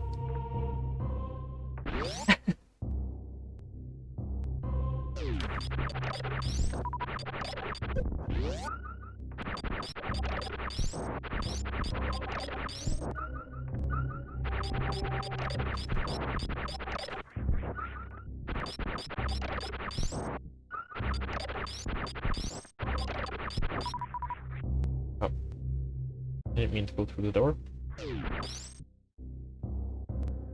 Right, yeah. I don't need to farm these guys. I can farm at the bug spawner.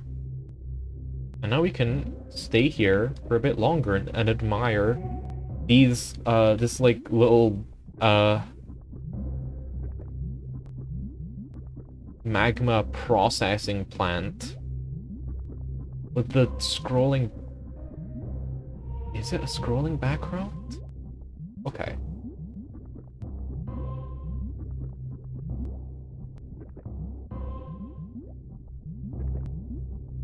Huh.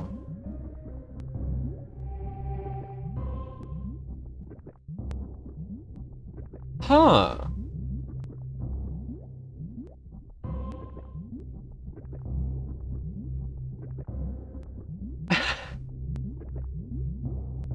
He's abusing a quirk of the way that the background ripple works. Along with like a specific design of like the tile set, those tiles, to make it scroll instead of just making it wibble.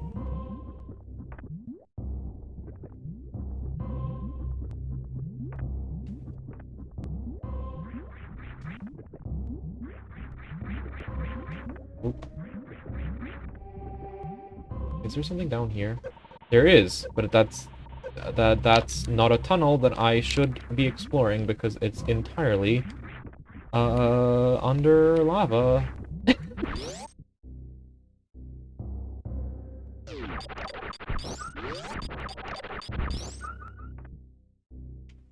Okay. We're done exploring over here. Let's head back to Chornabog. Ow.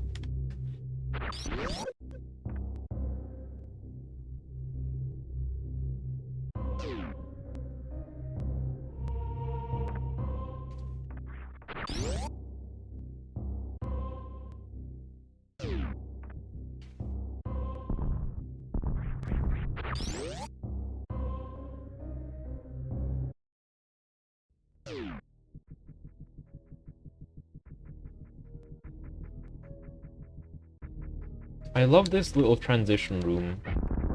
I love this little transition room very, very much.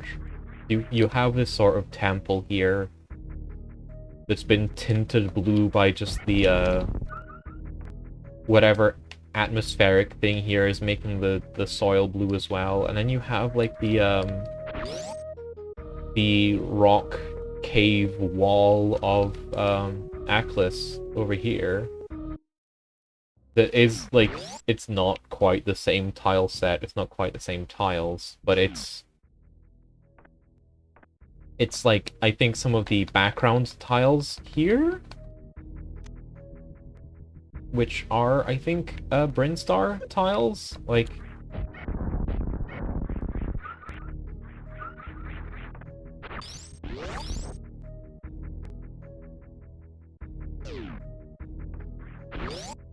Phazon wishes it could do this. Phazon Hack wishes it could do this. All those custom graphics, all those custom tiles, when this hack creates such a convincing alien world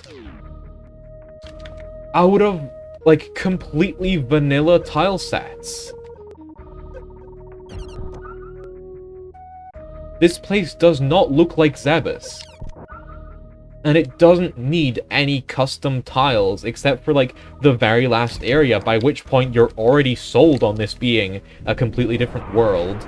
That, like, it doesn't even need the custom graphics to convince you that it's a different world. It needs them for, like, story and lore reasons. Because the final area is not something that exists really in Super Metroid, but it still uses a lot of regular-ass Super Metroid tiles. It's just, like, some slight details that it uses custom graphics for.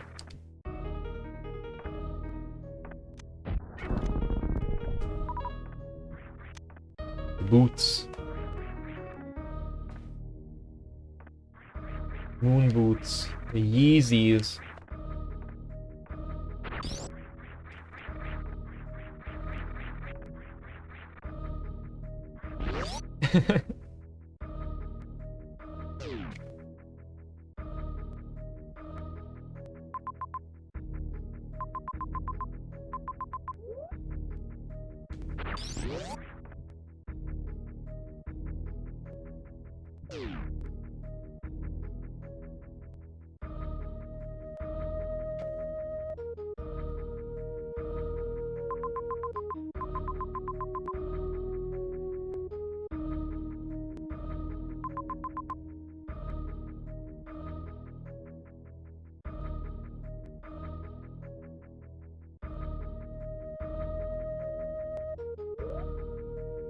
It does have...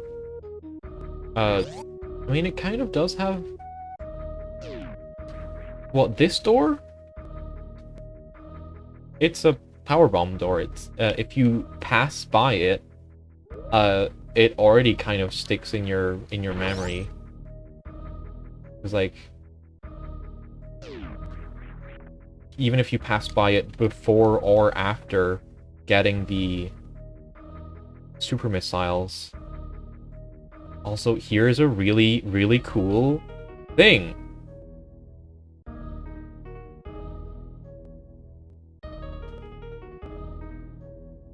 Look at that. We are in pipes along the very forefront of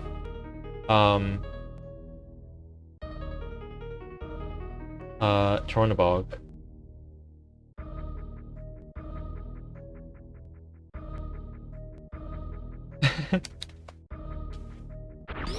But yeah, yeah, like when you're exploring like a big underground cave system in a game, it's like either you want to go down and explore, or you want to go up and get back to the surface. So if you're going up, you're going up. If you're going down, you're exploring.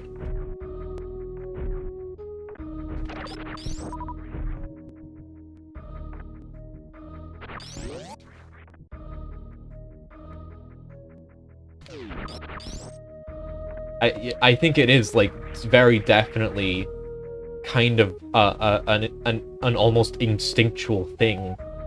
An instinctual part of exploration. Just kind of a part of human nature that, like... Oh, I'm going up, so obviously I want to be out of here. I don't just want to explore everything. I think it is definitely something that can be read as some type of instinct. Also, this route.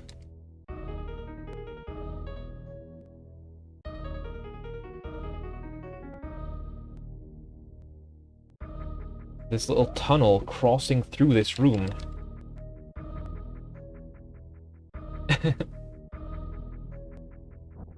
Oh.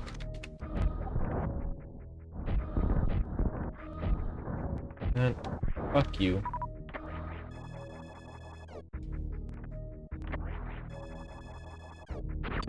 Locked door. Right. Ooh.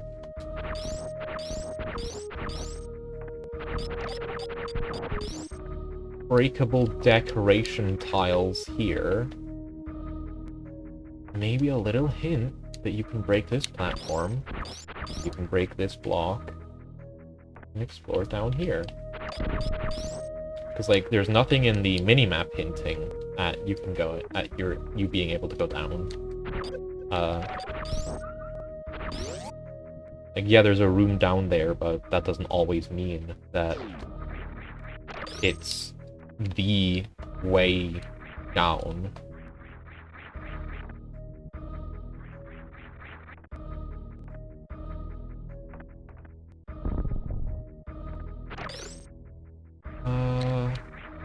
Right, I think...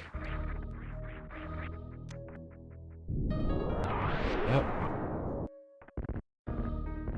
This room is really cool.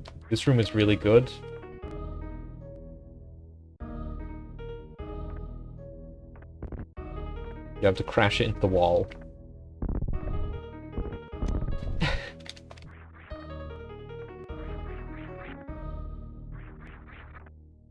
Man, the tree!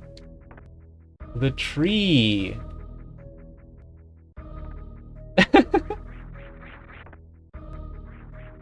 What are these, like... circular structures here? They're like definitely part of the lowermost roots of the Great Tree.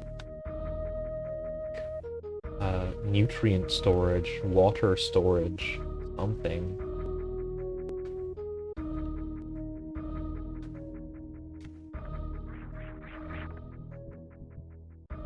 Oh, they're the plant cells. I mean, oh, if they're the plant cells, then what's cut them open?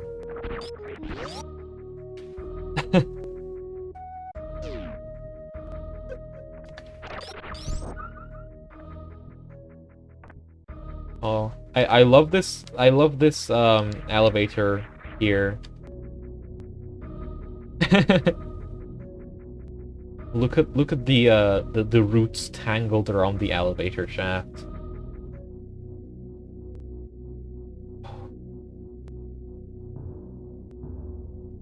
We are in Andevald.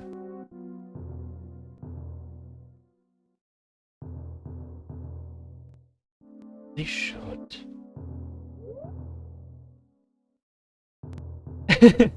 I think that would be a really cool detail. I think that would be a really fun thing to do, but, like, I'm not the person who made this hack. I don't know how easy or hard achieving that would be. So I'm not going to objectively say, this is what should happen, this is what it should be. Because, you know, sometimes it's just not something that you can do, something that's just not something you want to do. Andevald.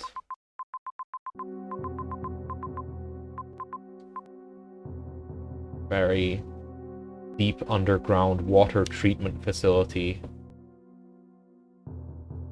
This is where all the water seeping up into Chornobog is coming from. Been shut down for a long while. Because of course the space pirates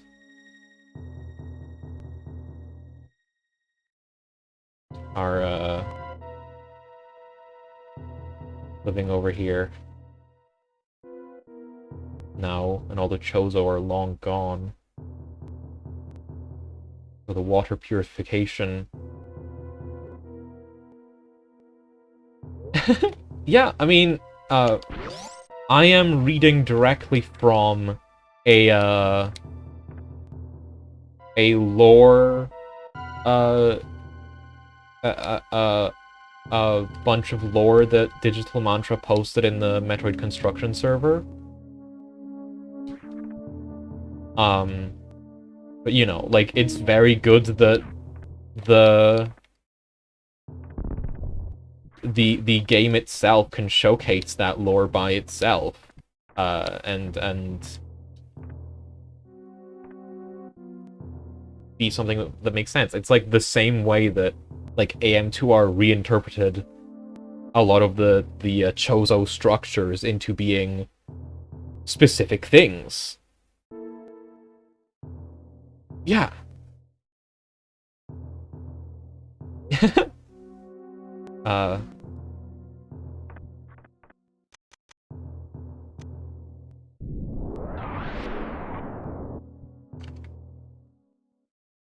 The power bomb explosion, being, changed is another side effect of wanting to avoid disabling layer 3, because normally that's the layer that power bomb explosions are drawn on.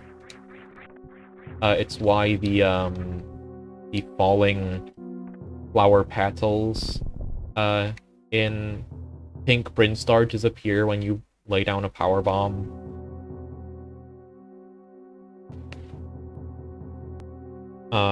Because, you know, if the power bomb explosion did go off normally, it would remove that. It would remove, it would hide layer 3. Replace it with the expanding circle.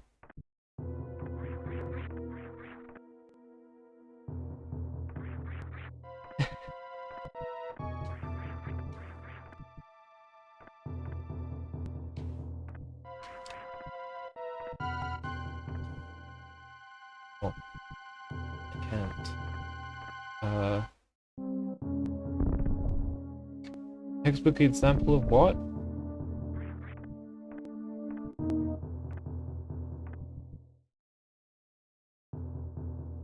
Oh, yeah, that's right. The save room is down there.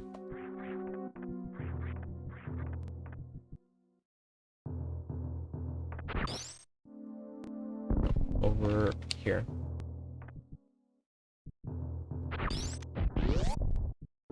Ah, yeah. The acid in the gauntlet room. Yeah. That's a good example as well. I forgot about that. There's like wires leading into and out of the save point here.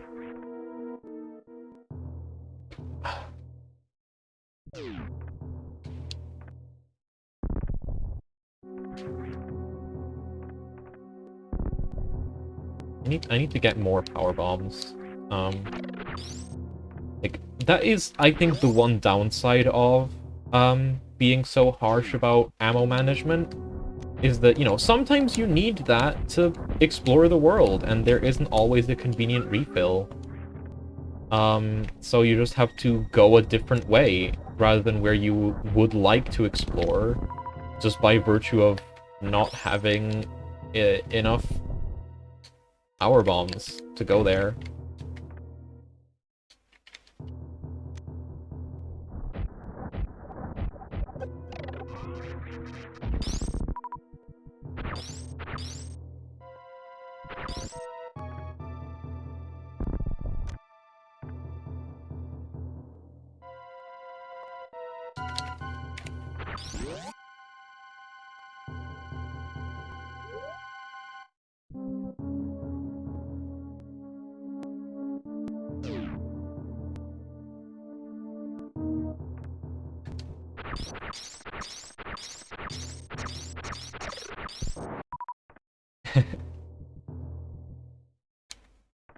Ooh.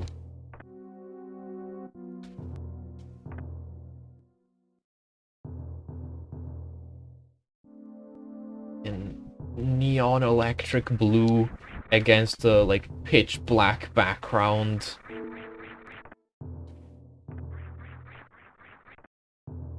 Man. Look at this shit.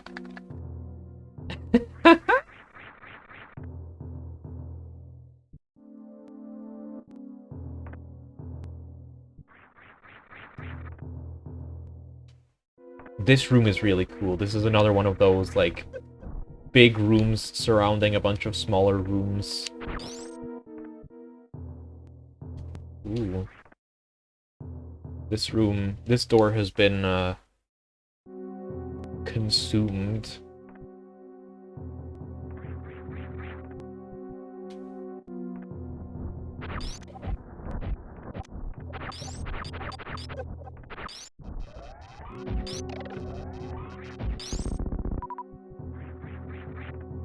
Can you get the beam that's here already? This early? Cause I know there's the plasma beam that's down there. But I think you need the grapple to go get it? Or I think grapple is kind of...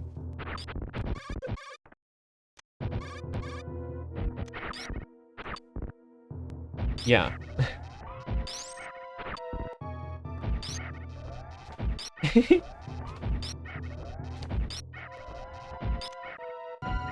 Man. Look at these, like... They're either... They're like... water tanks, water processing, like actual storage, or they're paintings.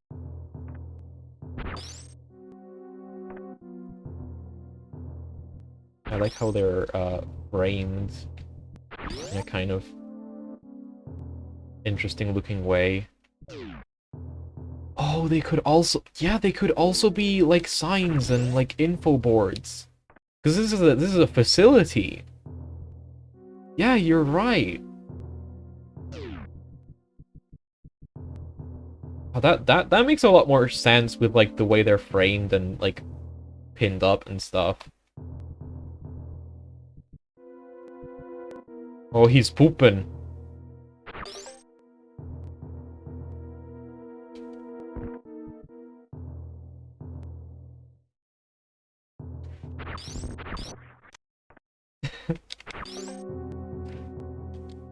Oh. Fucking go away.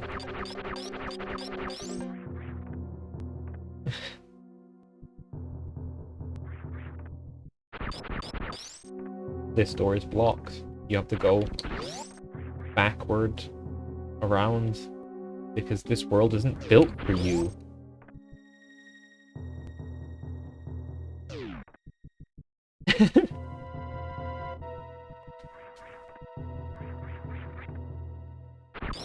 What are you talking about?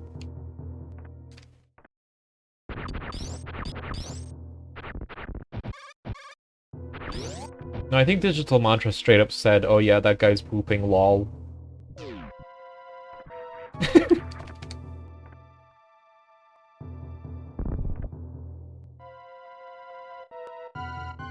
Oh no, TOS. Oh, they're in the background.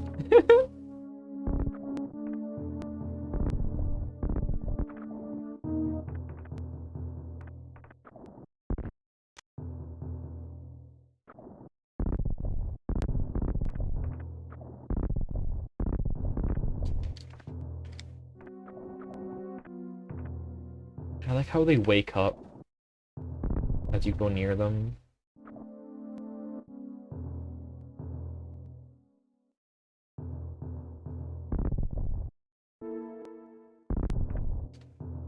Fun little details.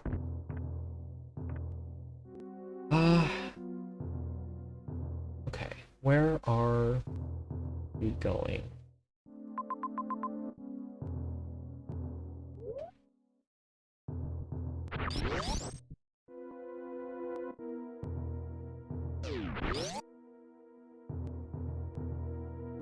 Is there much we can do down here?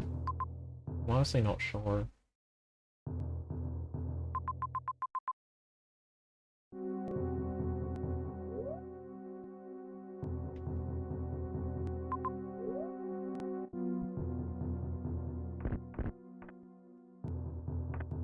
Actually, okay, let's go down here and save, and then keep exploring.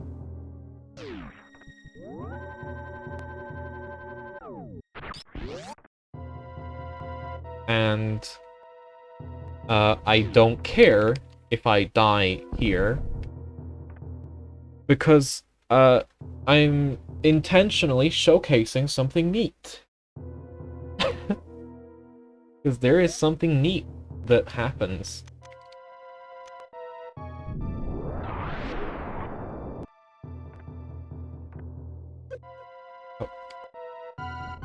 Oh. And these, like... little plants. Blech!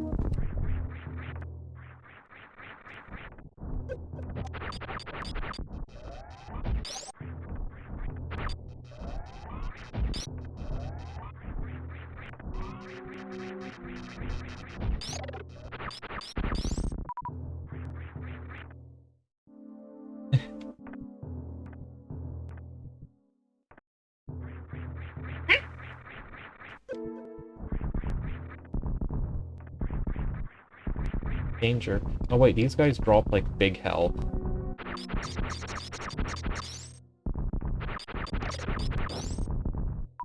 No, they don't. Okay, they change. Fucking. God damn it, Digital Mantra, you changed their drop values. Fuck you.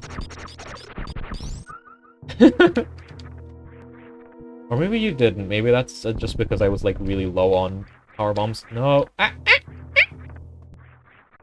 Come on.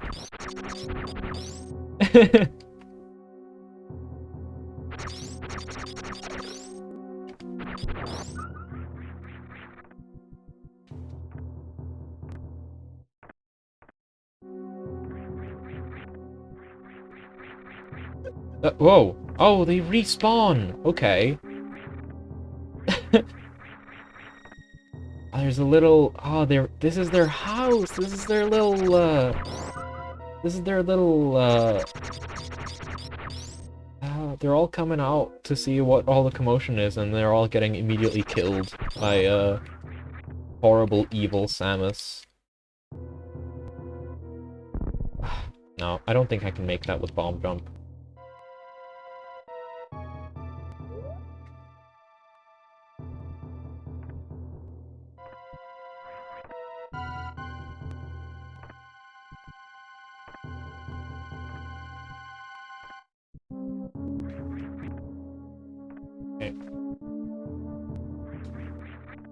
Oh, is this the gate that you glitched?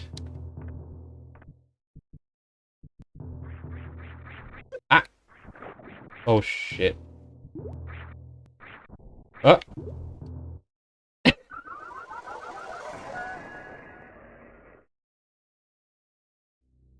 You died.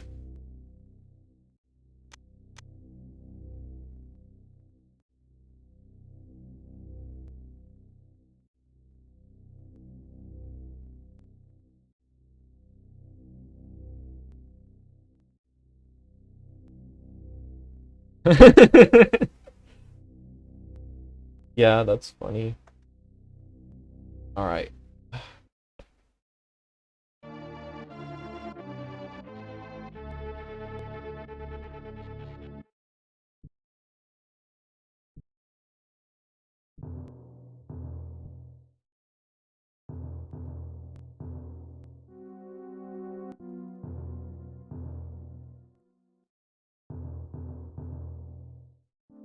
Scary.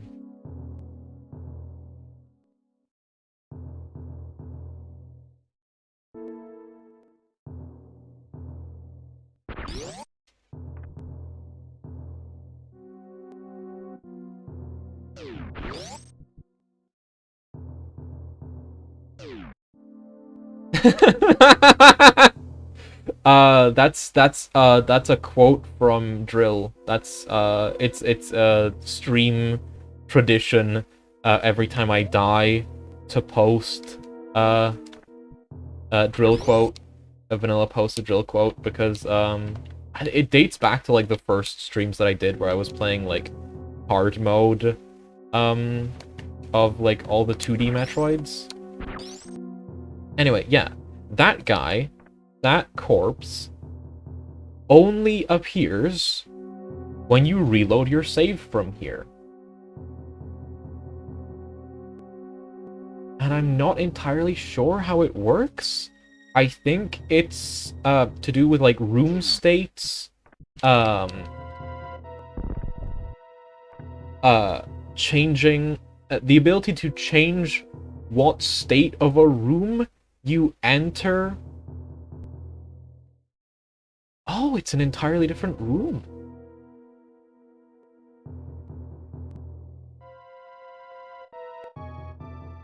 Ah. It's an entirely different room in the game's, like, in the in-game data. Okay. Yeah, that's a thing that you can, do with the way that the way that Super Metroid's, save system is set up.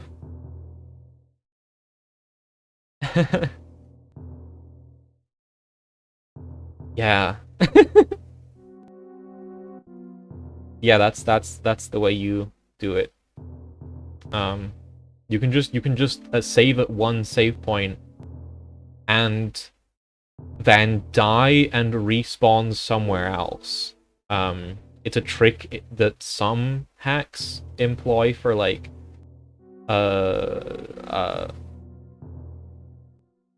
like, hiding the gameplay progression in a really, really, really mean way. Like, I think it's a trick for some, like, sort of Kaizo hacks. Maybe a little bit.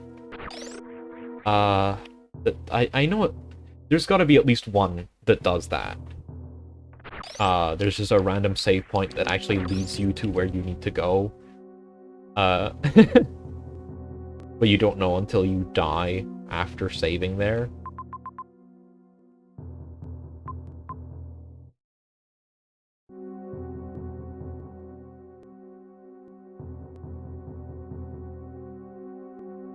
Okay. Now that I've showcased that... Is there anything else in this area that I can find? I don't think there is. I think, going over to the right there is only going to... is only going to lead... there isn't anything that I can actually do over there, I think.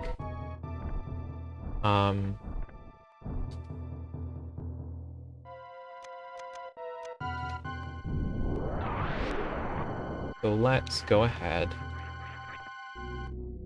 I will back up the elevator back to Chornobog.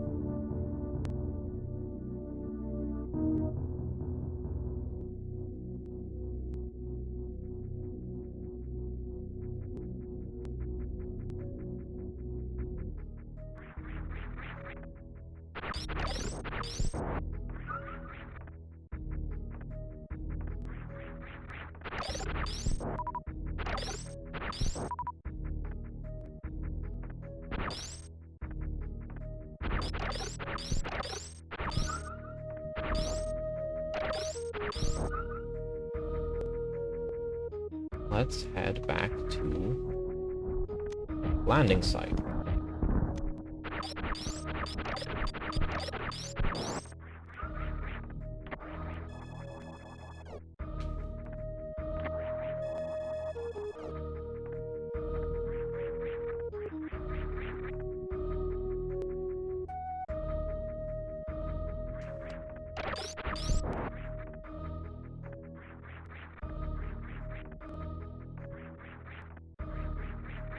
There's a lot of really creative stuff you can do in Super Metroid with, like, room states and,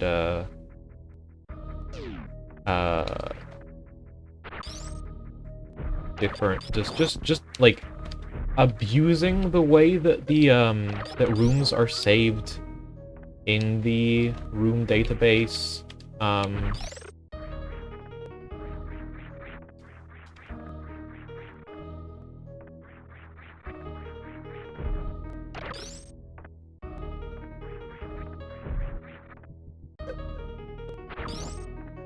like, you know, having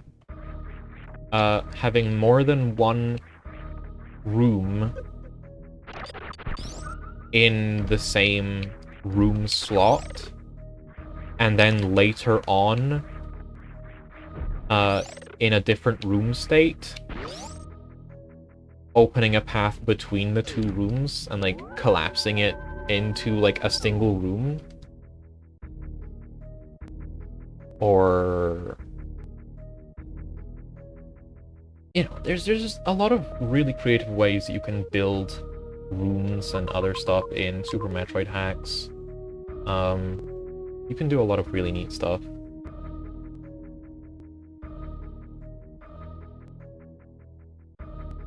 Alright.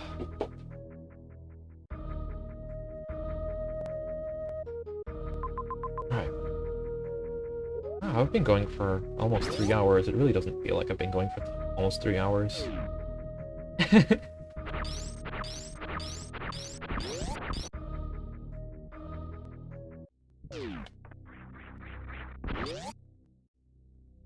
To Endulu Moda.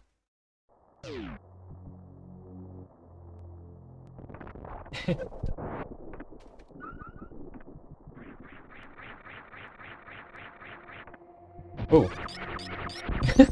Just the hunter drops out of the sky and kills you immediately. Oof.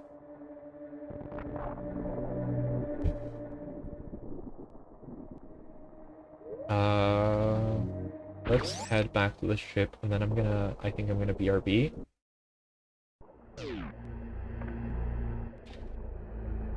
And, I'm definitely gonna keep going for a while still.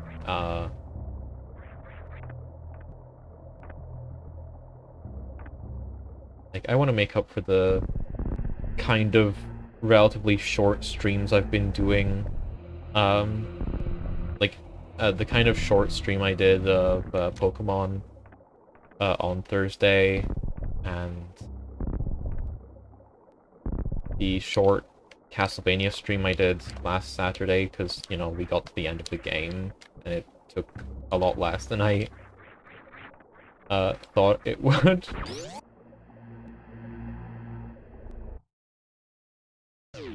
And also, I just want to keep going because I really like this hack, and I want to keep showcasing it. And I know there's still a good while of it left that's worth, like, talking about and exploring in detail.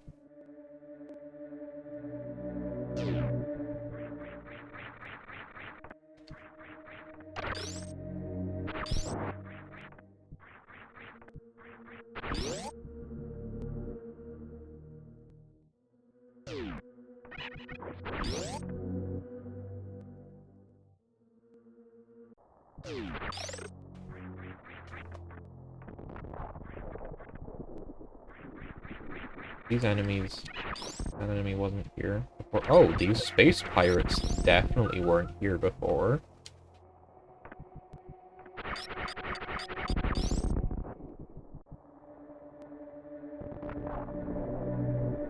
Oh. Oh no.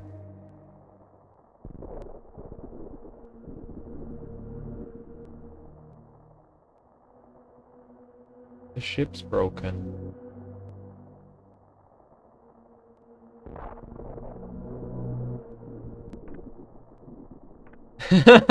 No, it was rocks from up here. It's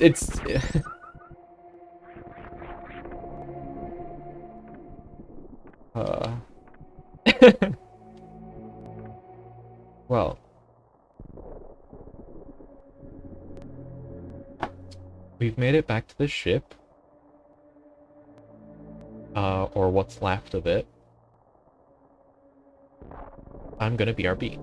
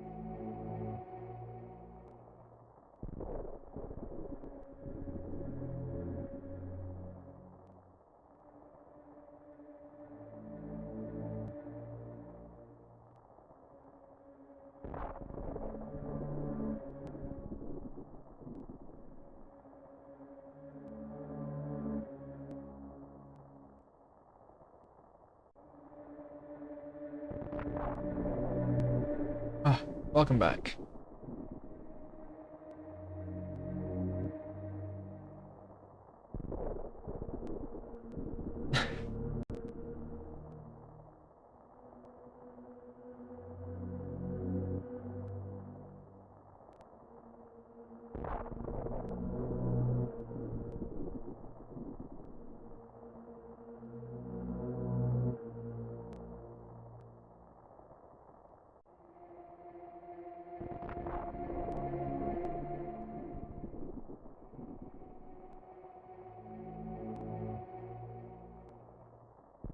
Yeah, like, I mean, it's fine to post, like, long links that happen to break the chat box. um,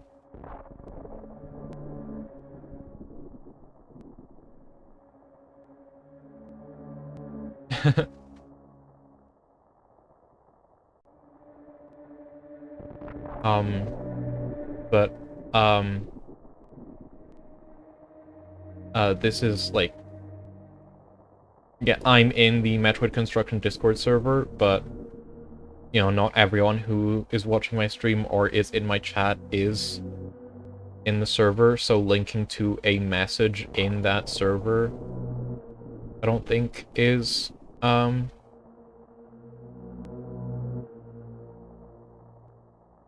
necessarily a thing that you should be doing.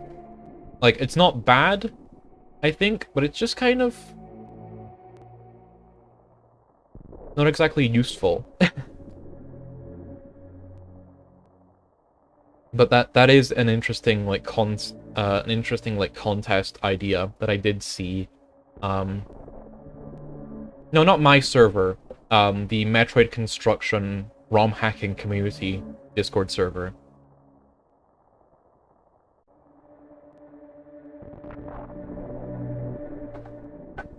I don't have a personal server. Also, hi. That was a kind of a long, kind of an extended BRB, but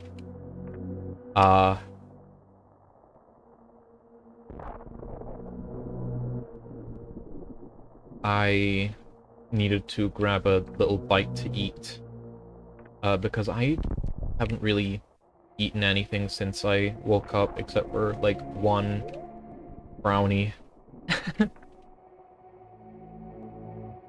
Where are we going?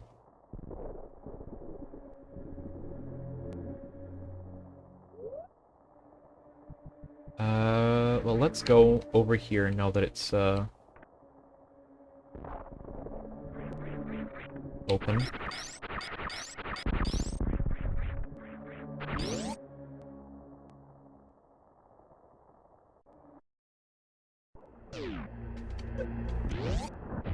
I need to figure out how you can actually delete messages in Twitch chat. It's kind of unintuitive. Is the only way to do it to, like, time out the person who posted it? I don't think that's not really right. But I don't see any other way of doing it.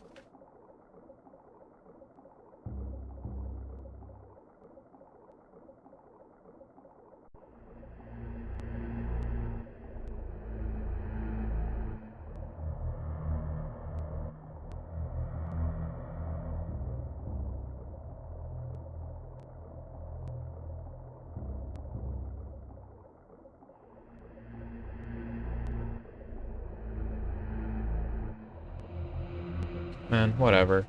Let's keep going with the game. The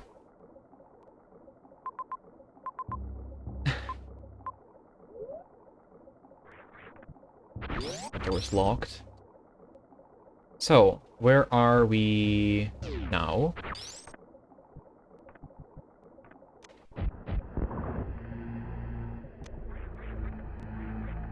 We are exploring the western side of Endulumoda. This, well, it was a Chozo temple similar to the ones in Aklis.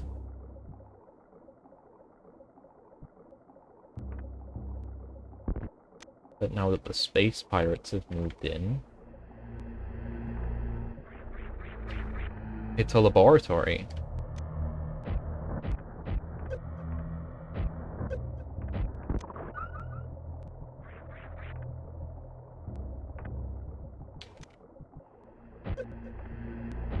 Yeah, the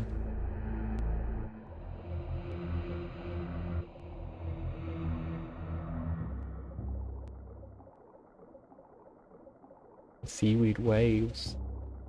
It's just a little trick of the, like, layering effects when actually moving. Some, like, layer 2 stuff that's over the top of it.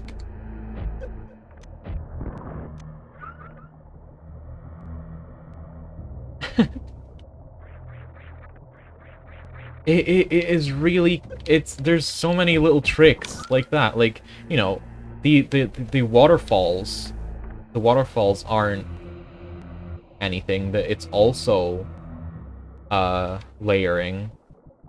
It's also like a constantly scrolling background layer overlay.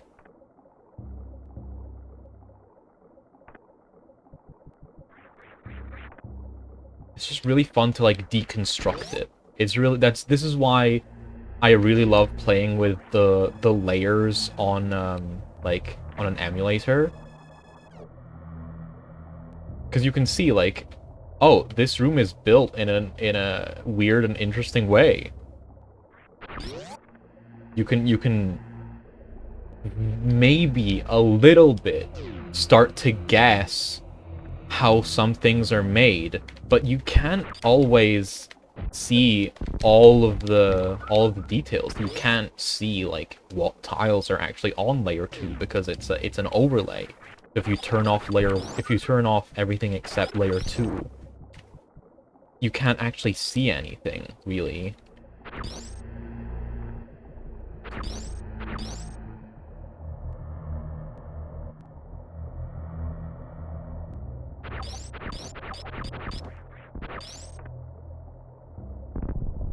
Aha.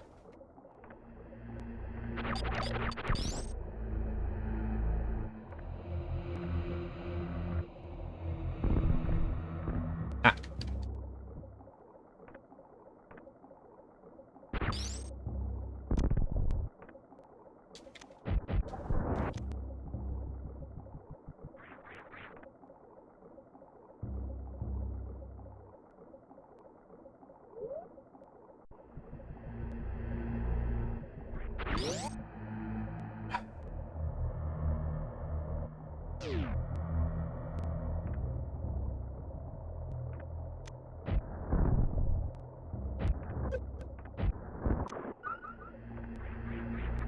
Well, this used to be a Chozo temple. Hi, welcome back! This used to be a Chozo temple. Now that the space pirates have moved in, it's some type of lab.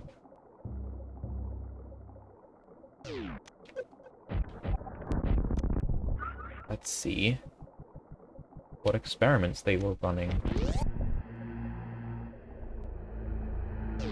Ah, now that you've made the loop around, that door's unlocked. You can save, which is convenient.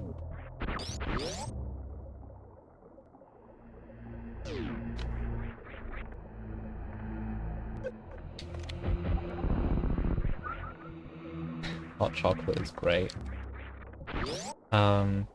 It's convenient that you can just hop there and save, because over here... Hi!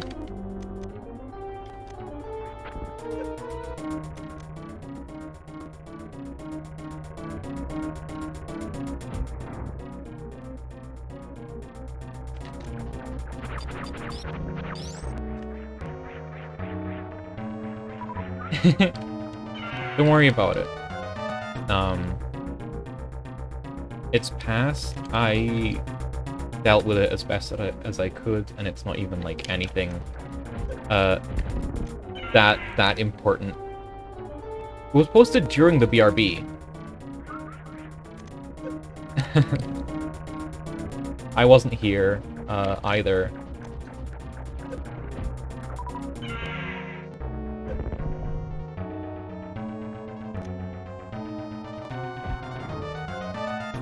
This is Specimen D. Space pirates running experiments. Cloning experiments. Possibly. Probably. Cloning one of their... dead.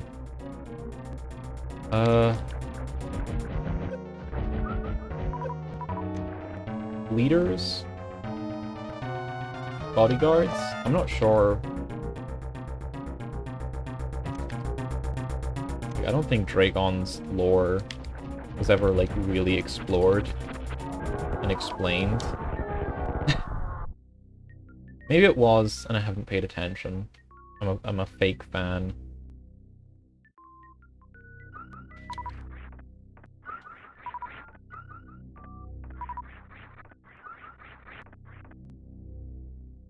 Oh.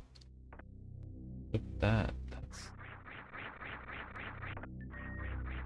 pieces of Dragon in there.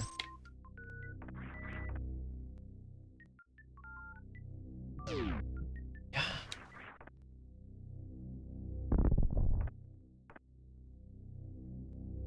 Ooh.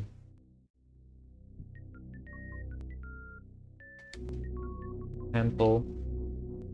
Elevator leading down to the under temple.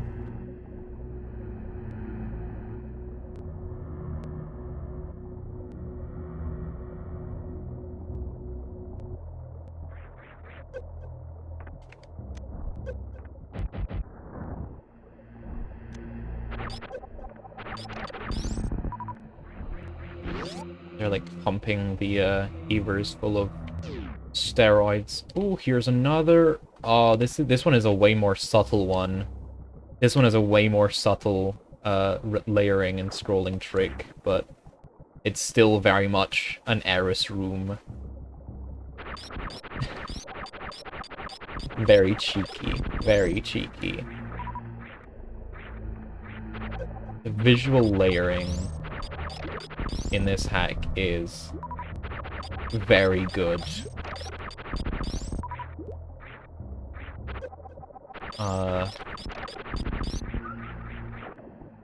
Like the way he uses the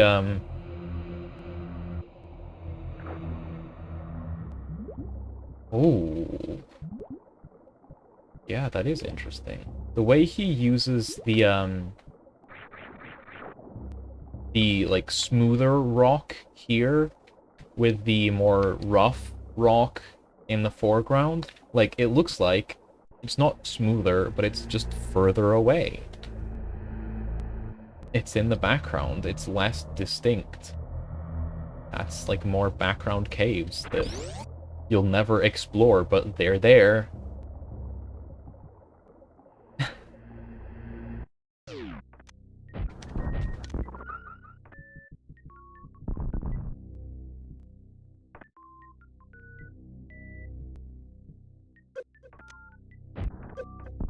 Ah.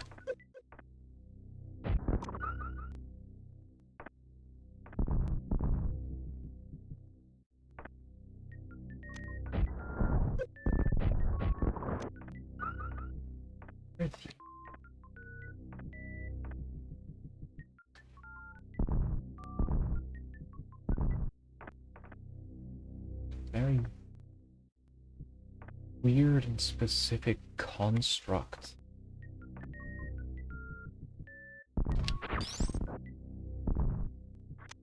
Speed boost. Right. I love the little spots of blood on the crusher there. That's a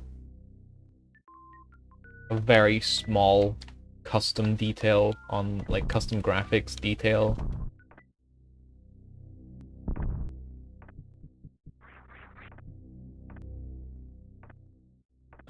Oh, that's definitely not in regular Super Metroid. Very cool detail to add.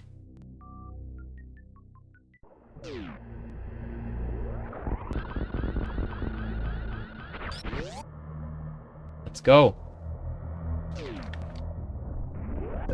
Yum.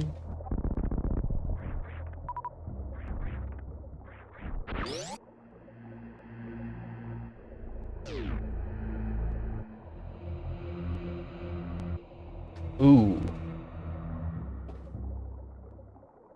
Ooh.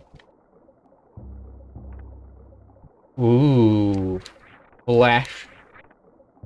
Oh.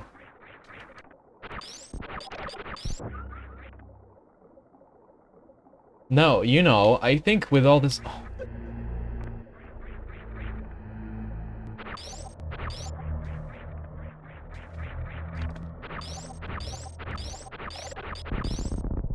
It's in a pod. With all this corrupted flash.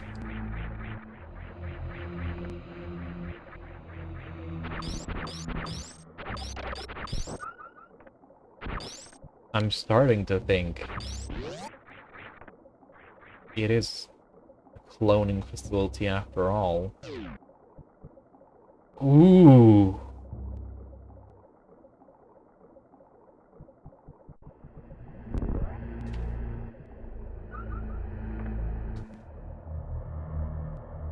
Wired in. They're writhing.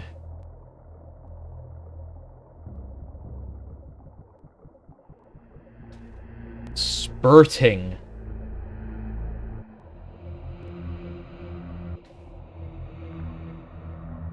Fucking nasty. They're all save point. Using the save point.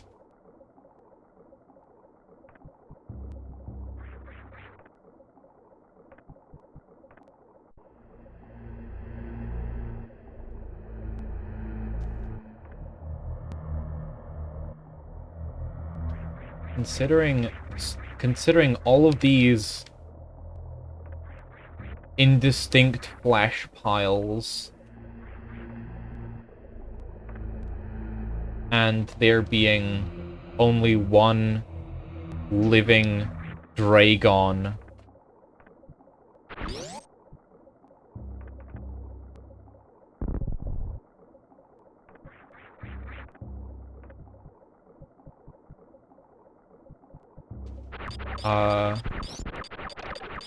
I don't think these experiments have a very high success rate.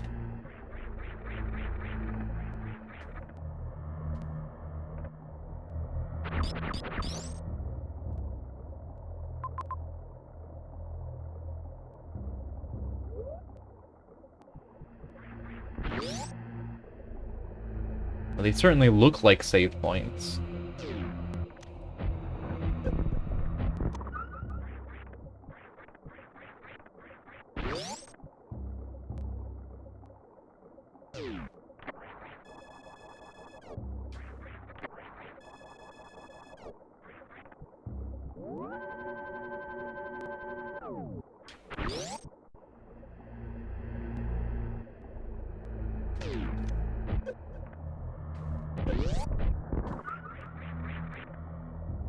Like, for in this playthrough, I'm very committed to not reveal, like, I think, like, in every stream I do, I like to not reveal anything definitively until the game itself reveals it.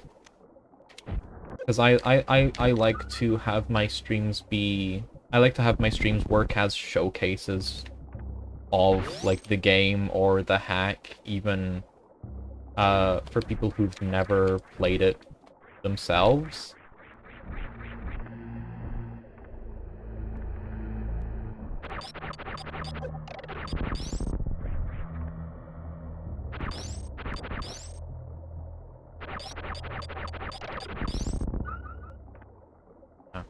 Can't fight the current there.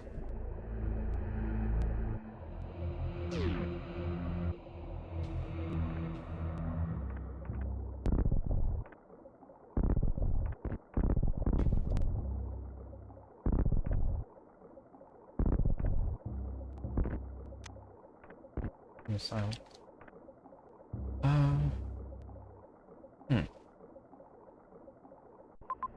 Yeah, there was a super missile door over there somewhere as well. And there are a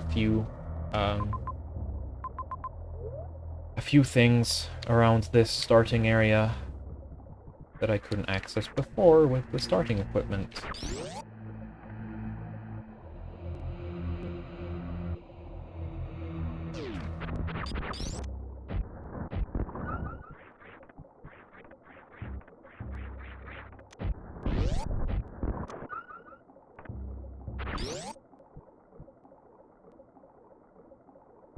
Actually, no, I should go refill and save.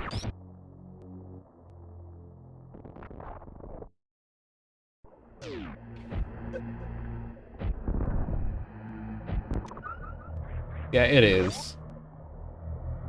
Yeah. I feel like Digital Mantra has, like... He has a good grasp on, like, how to use graphics for a lot of different aspects of the game. Like,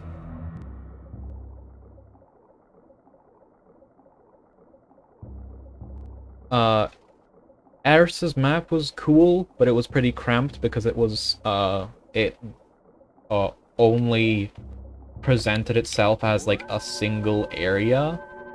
Uh, so, like, it took up pretty much, like, it was, like, solid rooms, all over. Um, but, Cliffhanger.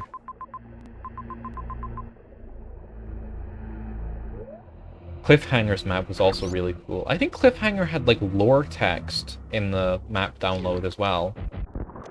Uh...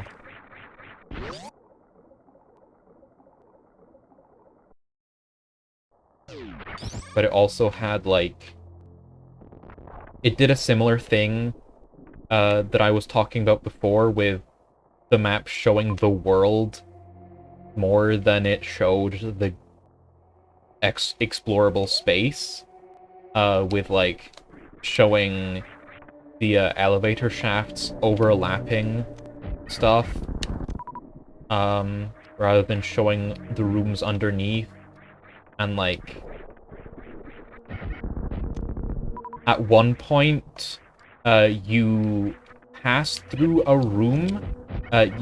There is, like, at one point in Cliffhanger, there's a room that presents itself as an overlapping room, but you never visit the room that it overlaps, but it still shows on the map, in the same way that an overlapping room would look.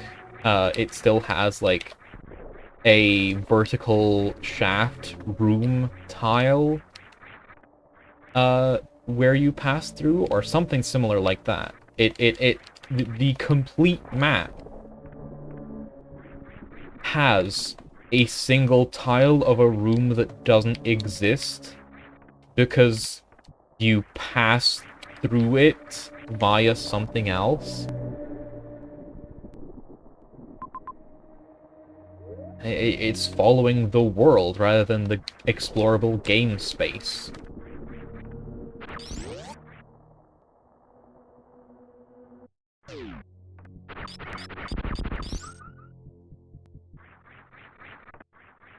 Basically, it's good. It's pretty good.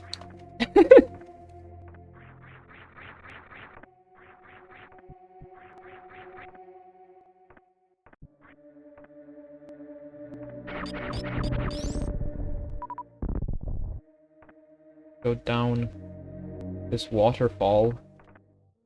Oh, hi. That's a very decayed Chozo statue.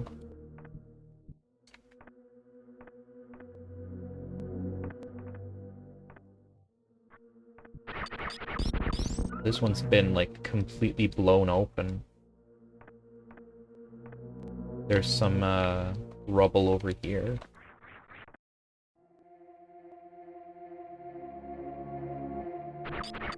Ooh, an E.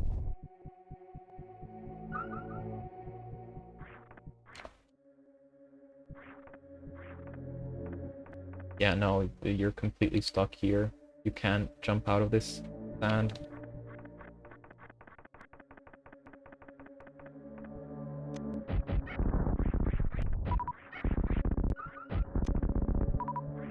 E.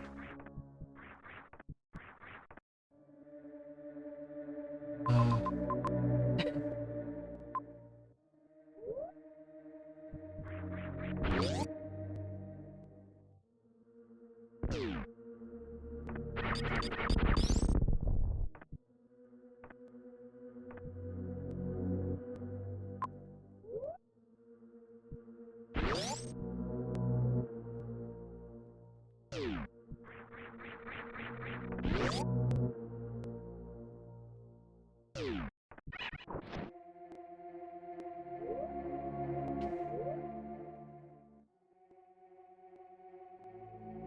I have no idea how long this stream in particular is going to go on.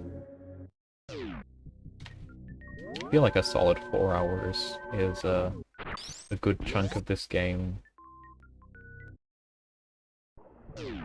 I feel like even if I went I think even if I went for 5 hours today, like this game, I think this hack will last me like 3 streams. Even if one of them is like 5 hours.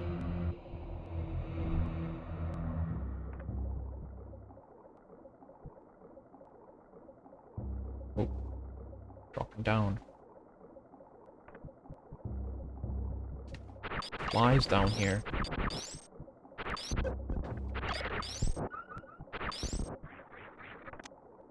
Missile.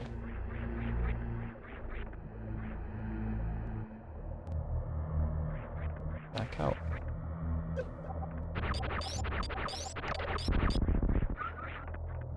I like how some of the sand is like golden. Like these are the gold deposits. This is gold dust. This is like gold dust. It's like rusty, more like iron. Man.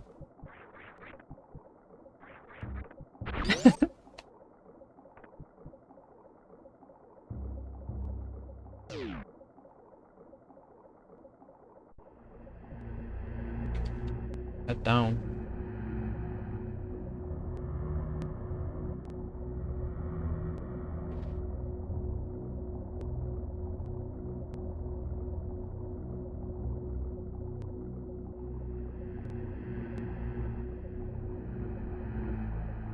I love these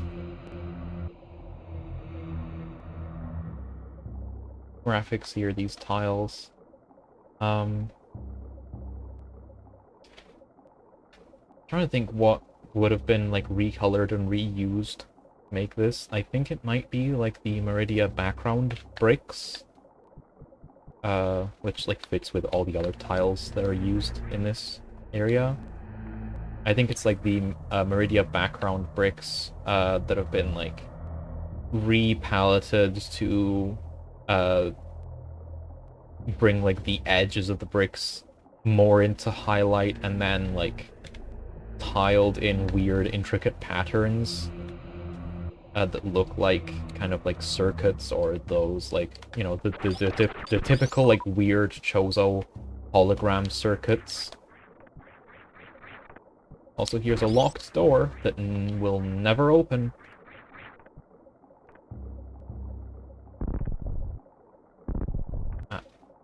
Can't quite fight the current there.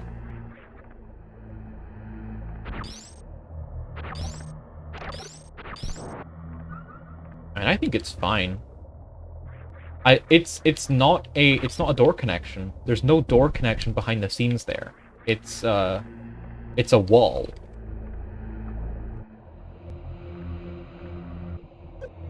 It's just part of the game world that, like, you can't go there. It's a part of the world that you can't directly visit.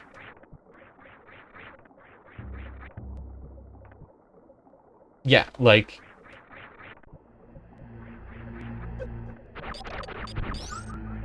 it makes sense, but it's still kind of a little bit strange. That's what makes it that's what makes it good. That's what makes it, like, a neat detail.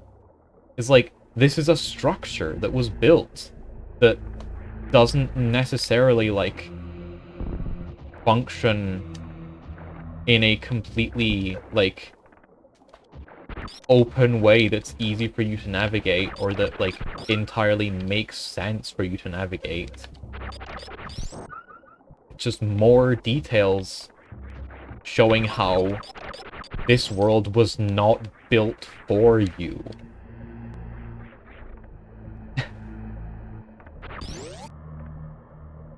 It's the same with, like, the permanently locked doors in some other parts of the world. Like, there's some stuff at the very start of the game, immediately below the landing site, where there's like some destroyed Chozo statues.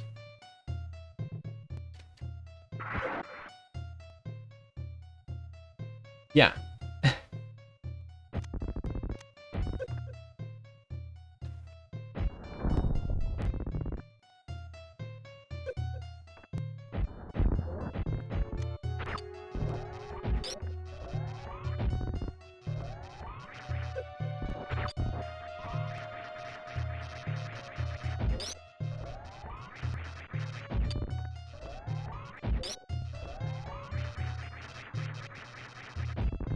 Like, I think it's communicated better when the doors are, like, visibly broken, like the doors in Andavald.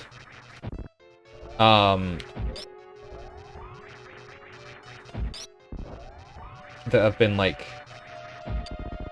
grown over with some weird, substance or something, or that are just straight up shattered. But there are other doors in this same area that just look exactly the same as, locked doors.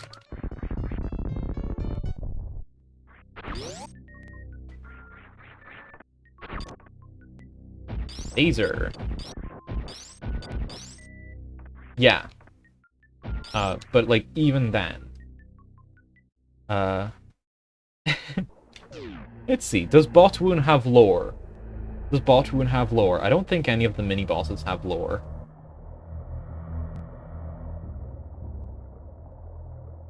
Nah. I don't think any of the mini-bosses have lore. Only the 4 main bosses from the original Super Metroid have, like, special lore about them. Botwoon just lives here. There's just a snake here. There's just a plant that looks exactly like Spore Spawn over in Chernobog.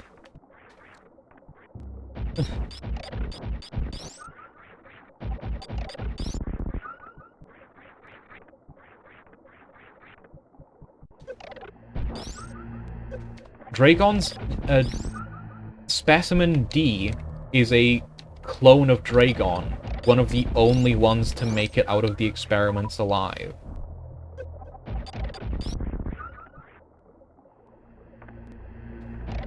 Or maybe just an enhanced super clone of the native Aver population. The little shrimp guys.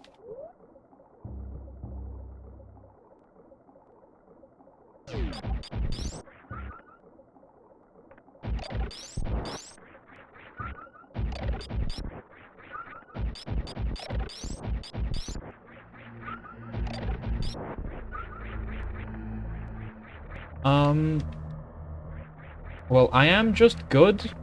It wasn't underwater. There was no underwater physics. I am just good at the game, but also I think, Dragon has a fair amount less health, in this hack because, like, you have a lot less equipment. Like, you don't even have the grapple beam, and there's not even any, like, grapple points for a Dragon quick kill. Okay. Where are we going?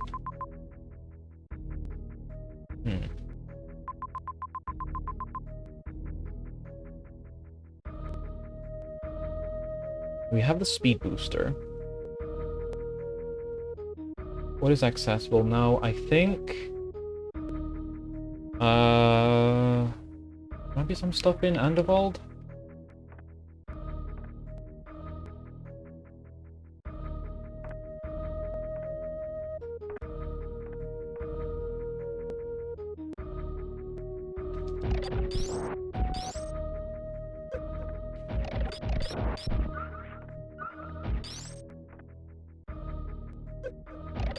Let's just begin taking a look around Andevald. Even if there's no items that I can obtain there right this second, I want to go there anyway because there's some lore there. I haven't showcased. There's some interesting stuff there that I haven't showcased. And I want to go do that.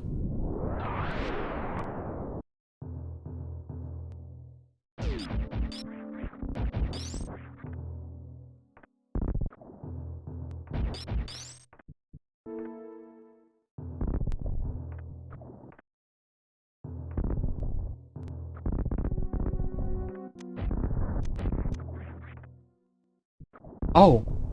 Hi!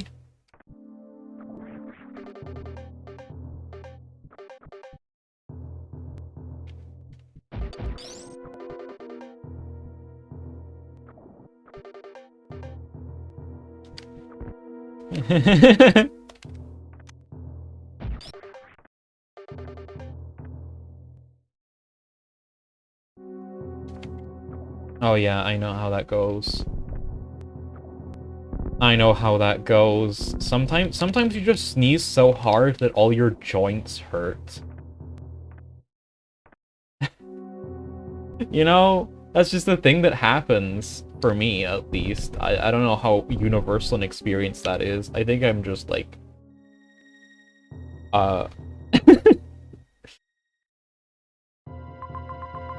you know.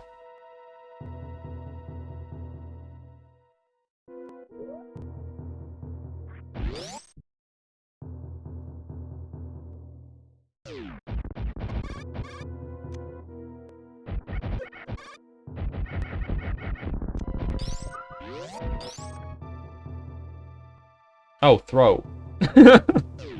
You meant throat. Okay. Some thought issues. Like, damn, is your mental health so bad that you're experiencing oh.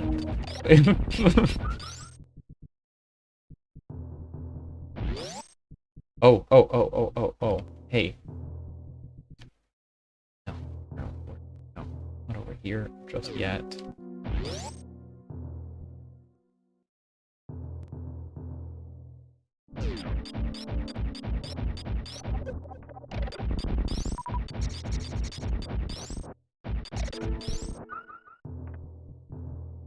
Sit here, think. Let's go. That's where you're, that's the intended. It's such a cool little thing.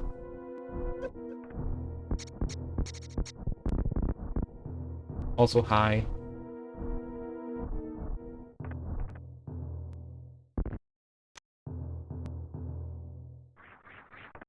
Yeah, I mean, I just think it's really neat to, like, usually when something is marked like this, and it's something that you need to shine spark, you have to do it, like, vertically. It's very rare for me to see, like, okay, shine spark from here, but diagonally. And the whole room is built around that. Like, the whole room has that, like, as a built-in, like, intentional way of getting that item. This is the...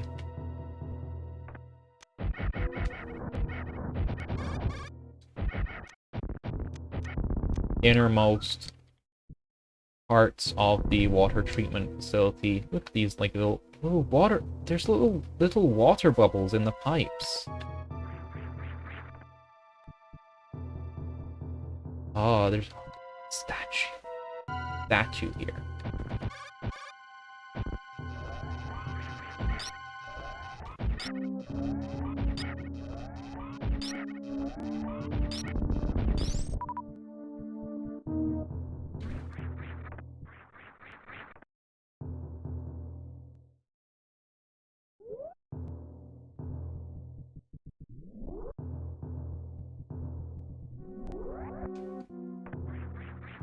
He just doesn't care.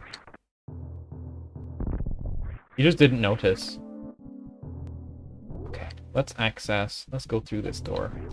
If I can make that. Oof.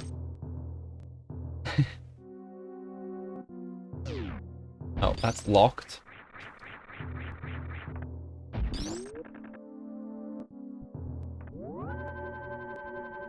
More wires in this one. More wires and pipes as well.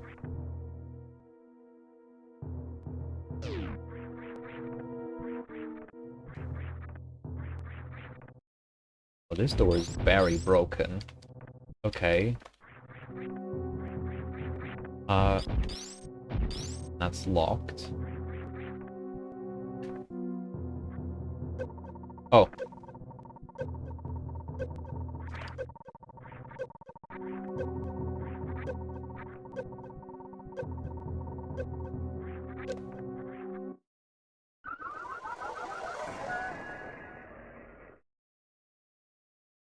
The trick.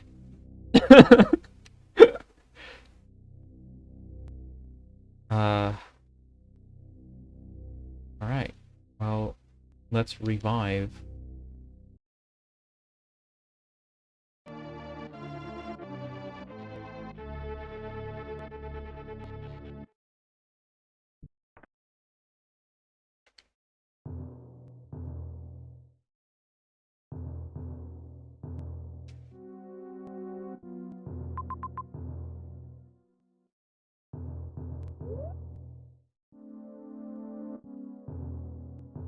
Pipes. The wires. Saved over there. We spawn over here. Save was transferred over. Saving is an in-game process that exists within the lore. Here's another dead body. Very close to a save point. Ooh! Okay, okay, okay, okay! Okay, ooh! Oh man, these guys have been fucking flayed. Jesus Christ. Oh man, that's nasty. That's nasty.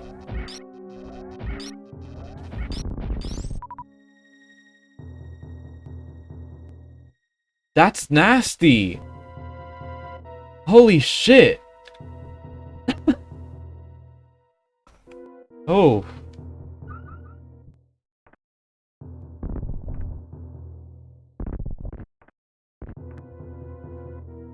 Another energy tank.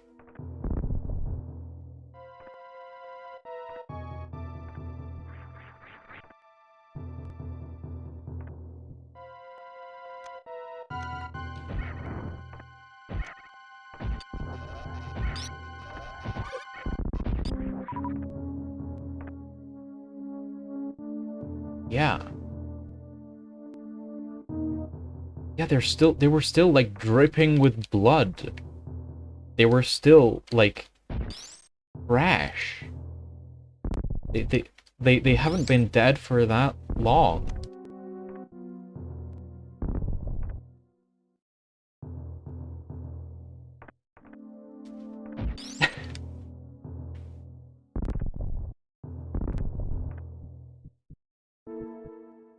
Yeah, they're still, like, dripping.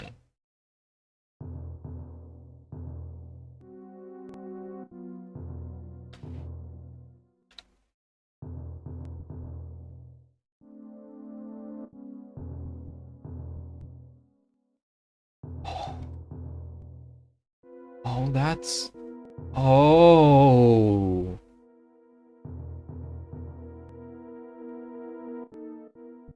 That... Oh man, that's a tiny detail that I would never have noticed.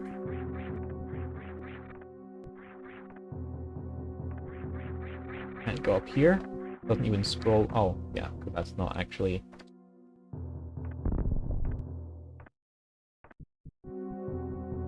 Oh.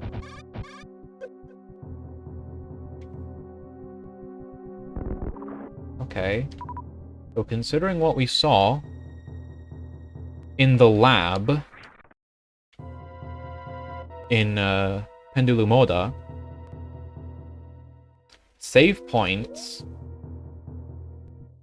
have a place in the lore as cloning pods.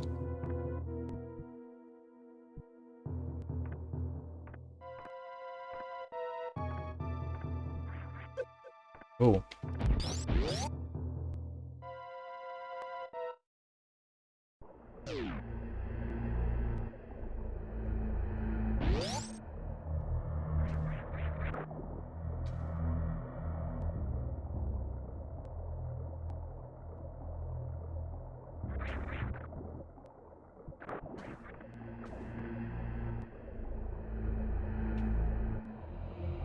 Just Ridley. It's a shrine. The Chozo of Andevald worshipped a great golden dragon that lives in the caves above, in Aklis.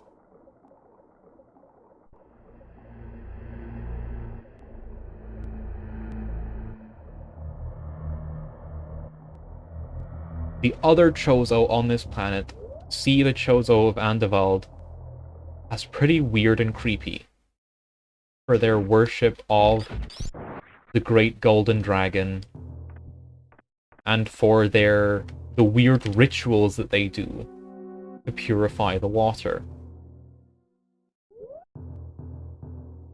But at the same time, they need that water for their allomancy, the gold ritual to see into the future, and the tectonic regulation rituals that they perform in Aklis to calm down the volcanoes and other tectonic plate shifts.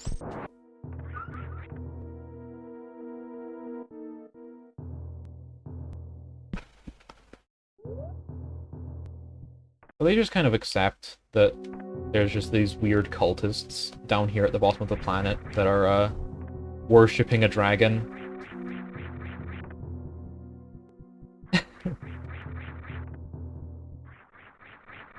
You know, they're weird cultists, but they give us water, so it's cool. It's all fine.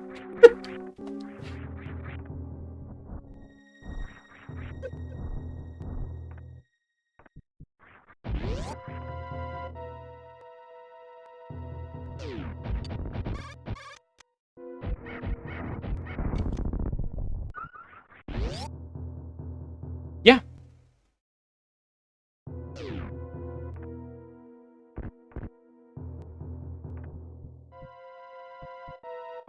Yeah, there's multiple different Chozo factions here.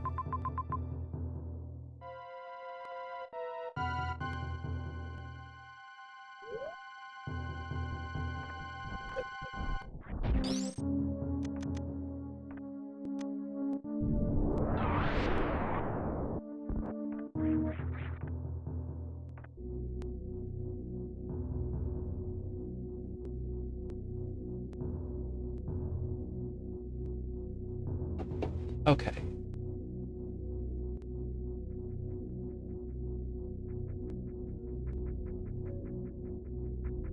I think now that we have the speed booster, we can go up. We can start climbing Great Tree Yggdrasil.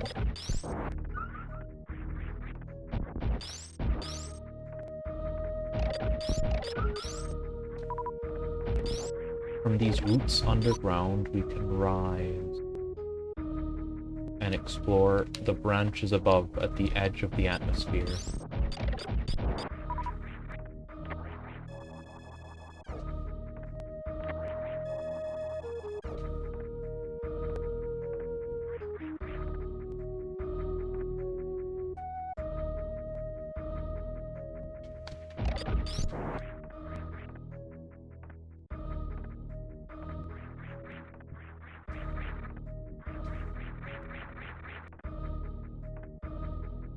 What's the easiest path?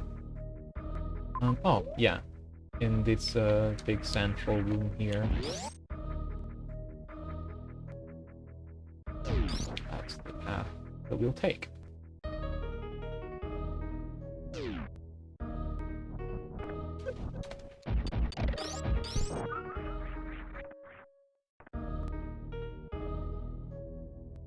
Down this route.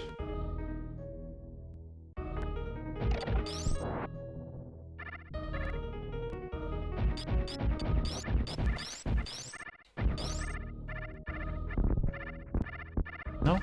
Okay. Down the one beside it. Down the other route.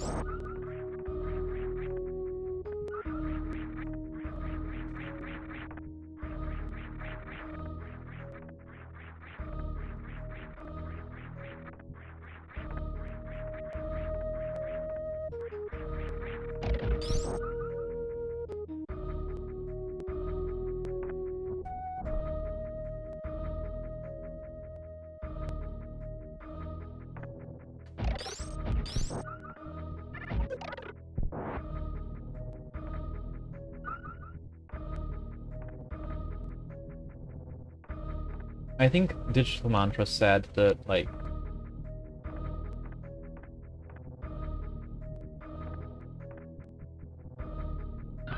he had recently read Dune, as he came up with, like, a lot of this, some of this lore. Maybe, I can't remember what he cited. It was either, like, Dune or, I think Mistborn. I think he mentioned Mistborn, and that would make sense for the allomancy, because that's straight up a thing from Mistborn. From the Mistborn series of books. Anyway, let's go up. Let's ascend. Climb the roots of the great tree, Yggdrasil.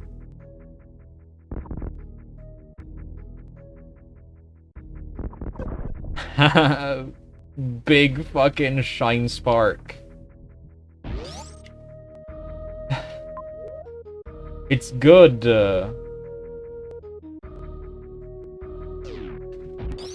It's so fun. Like, shit like that is so fun.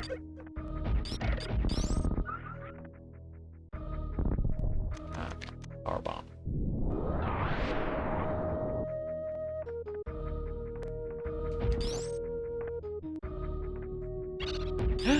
Bird! Hi! Oh no.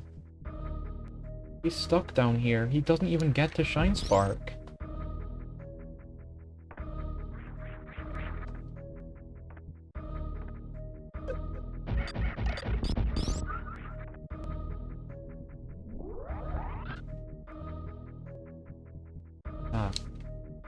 This leads over here. You speed boost through this wall, and that's a pretty kind of a quicker way to get. I think you can access that from the long room leading to Aklis. You can access this room, and that's a slightly easier way to get up to the elevator there, rather than shine sparking from the very bottom of the world. From the very bottom of the,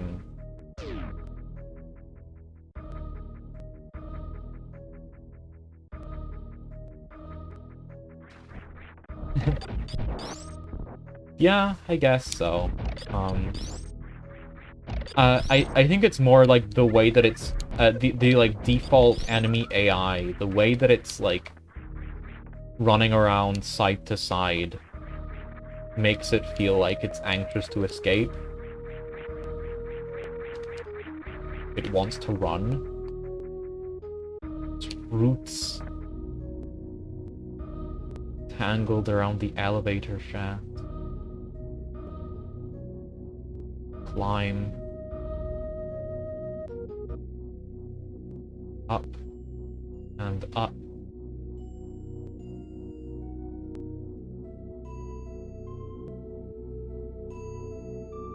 Through trunk of the tree. Higher, higher, and higher.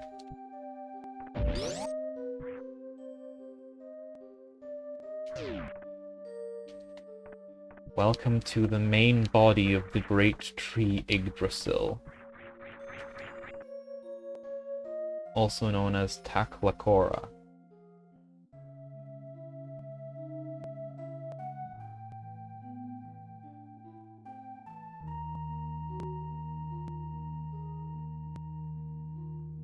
He's so massive that it breaches the atmosphere and reaches the stars with its highest branches.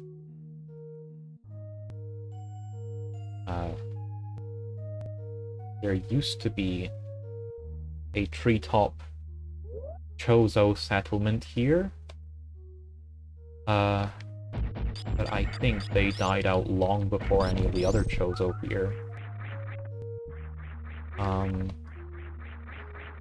And some of their structures, what little of them remained, were used as the foundation for another pirate outpost and lab.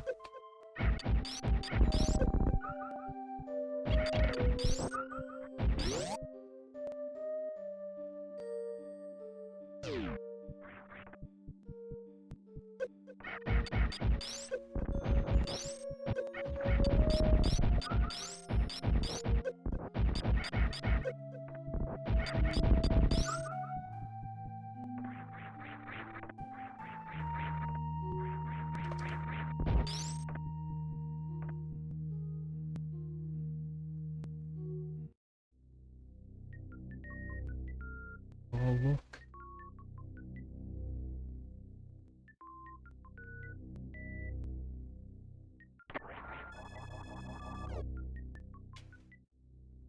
Results.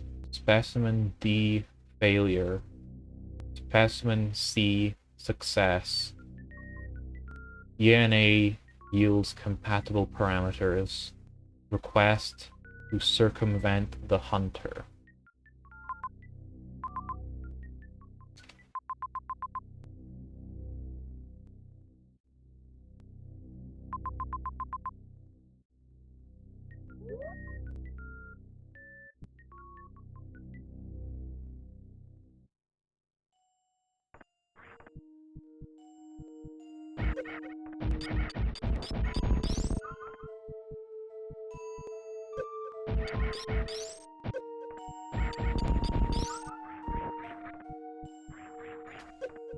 Compatible parameters.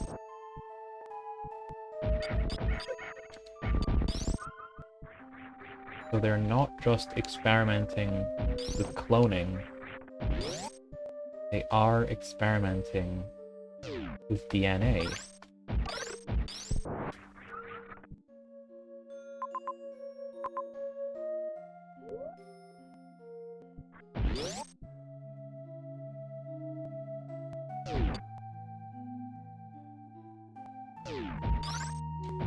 Experimenting with genetic manipulation.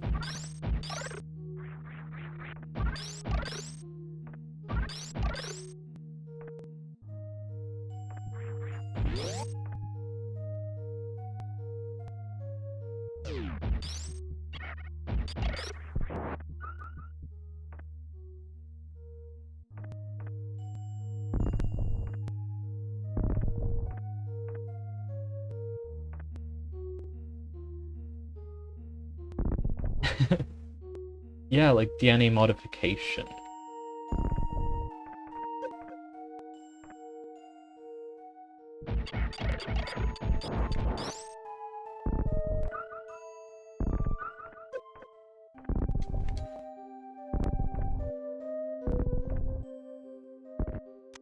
Spring ball.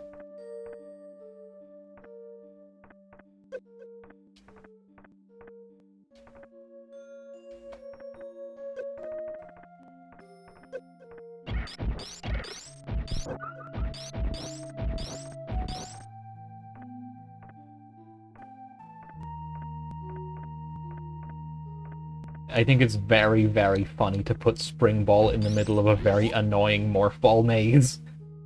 Okay,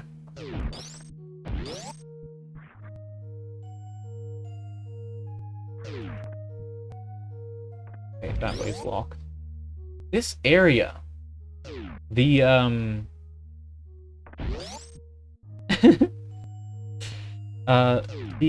especially the blue and green sort of rock-looking outcroppings, remind me a lot of ice metal.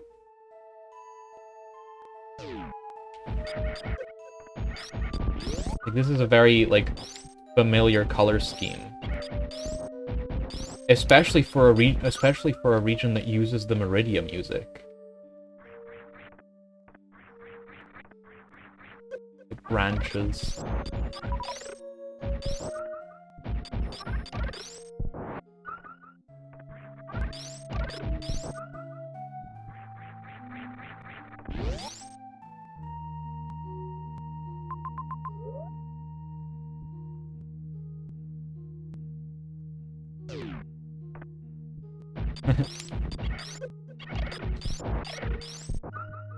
Yeah, the kind of peaceful and relaxing, but still a little bit unsettling, ominous Meridia theme. I mean, I think the other Meridia theme is good as well. I think it loops a little bit too quickly. It gets maybe a little bit annoying.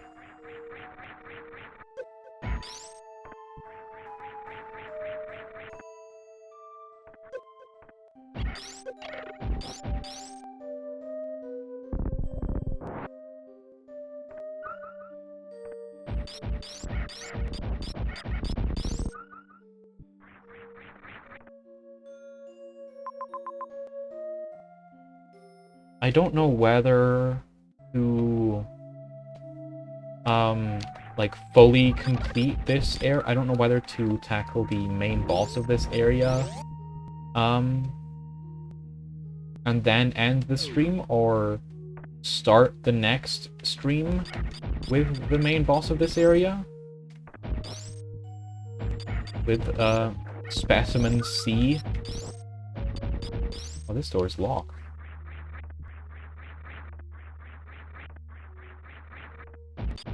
I need to kill all the enemies in this room.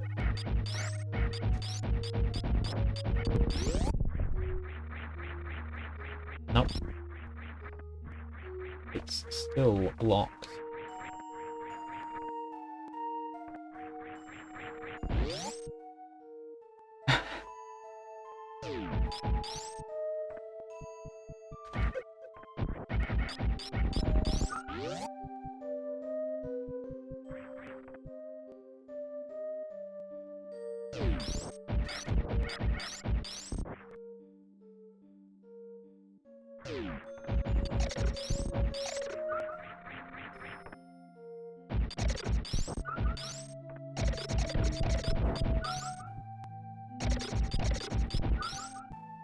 Good. Yeah, okay, that's a good one, because it's I don't think it's guaranteed at all that I will die to the boss here.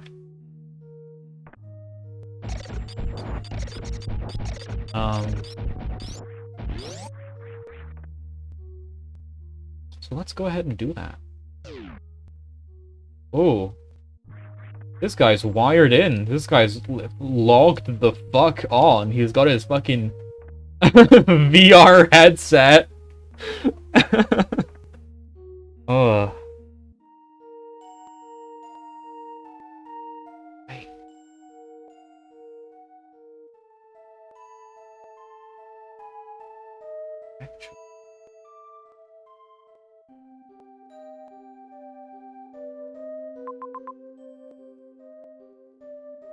Specimen C. Specimen D. Dragon. Specimen C. Chozo.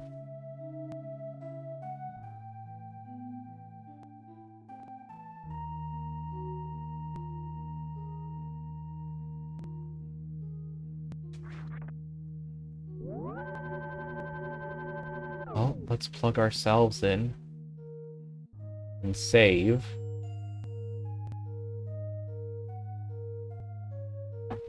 And we'll find out what Specimen C is exactly next time.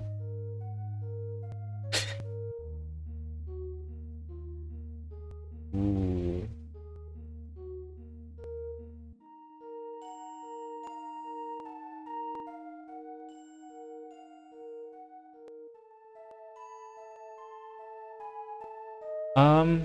Yeah. That was this was a very fun stream. I hope you all had fun here. I hope you all have a good rest of your night. You all have a good week. I'll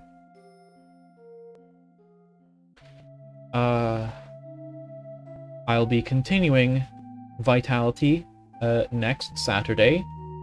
And I also do Pokemon streams on Thursdays. We're playing through Pokemon Soul Silver. The fun time.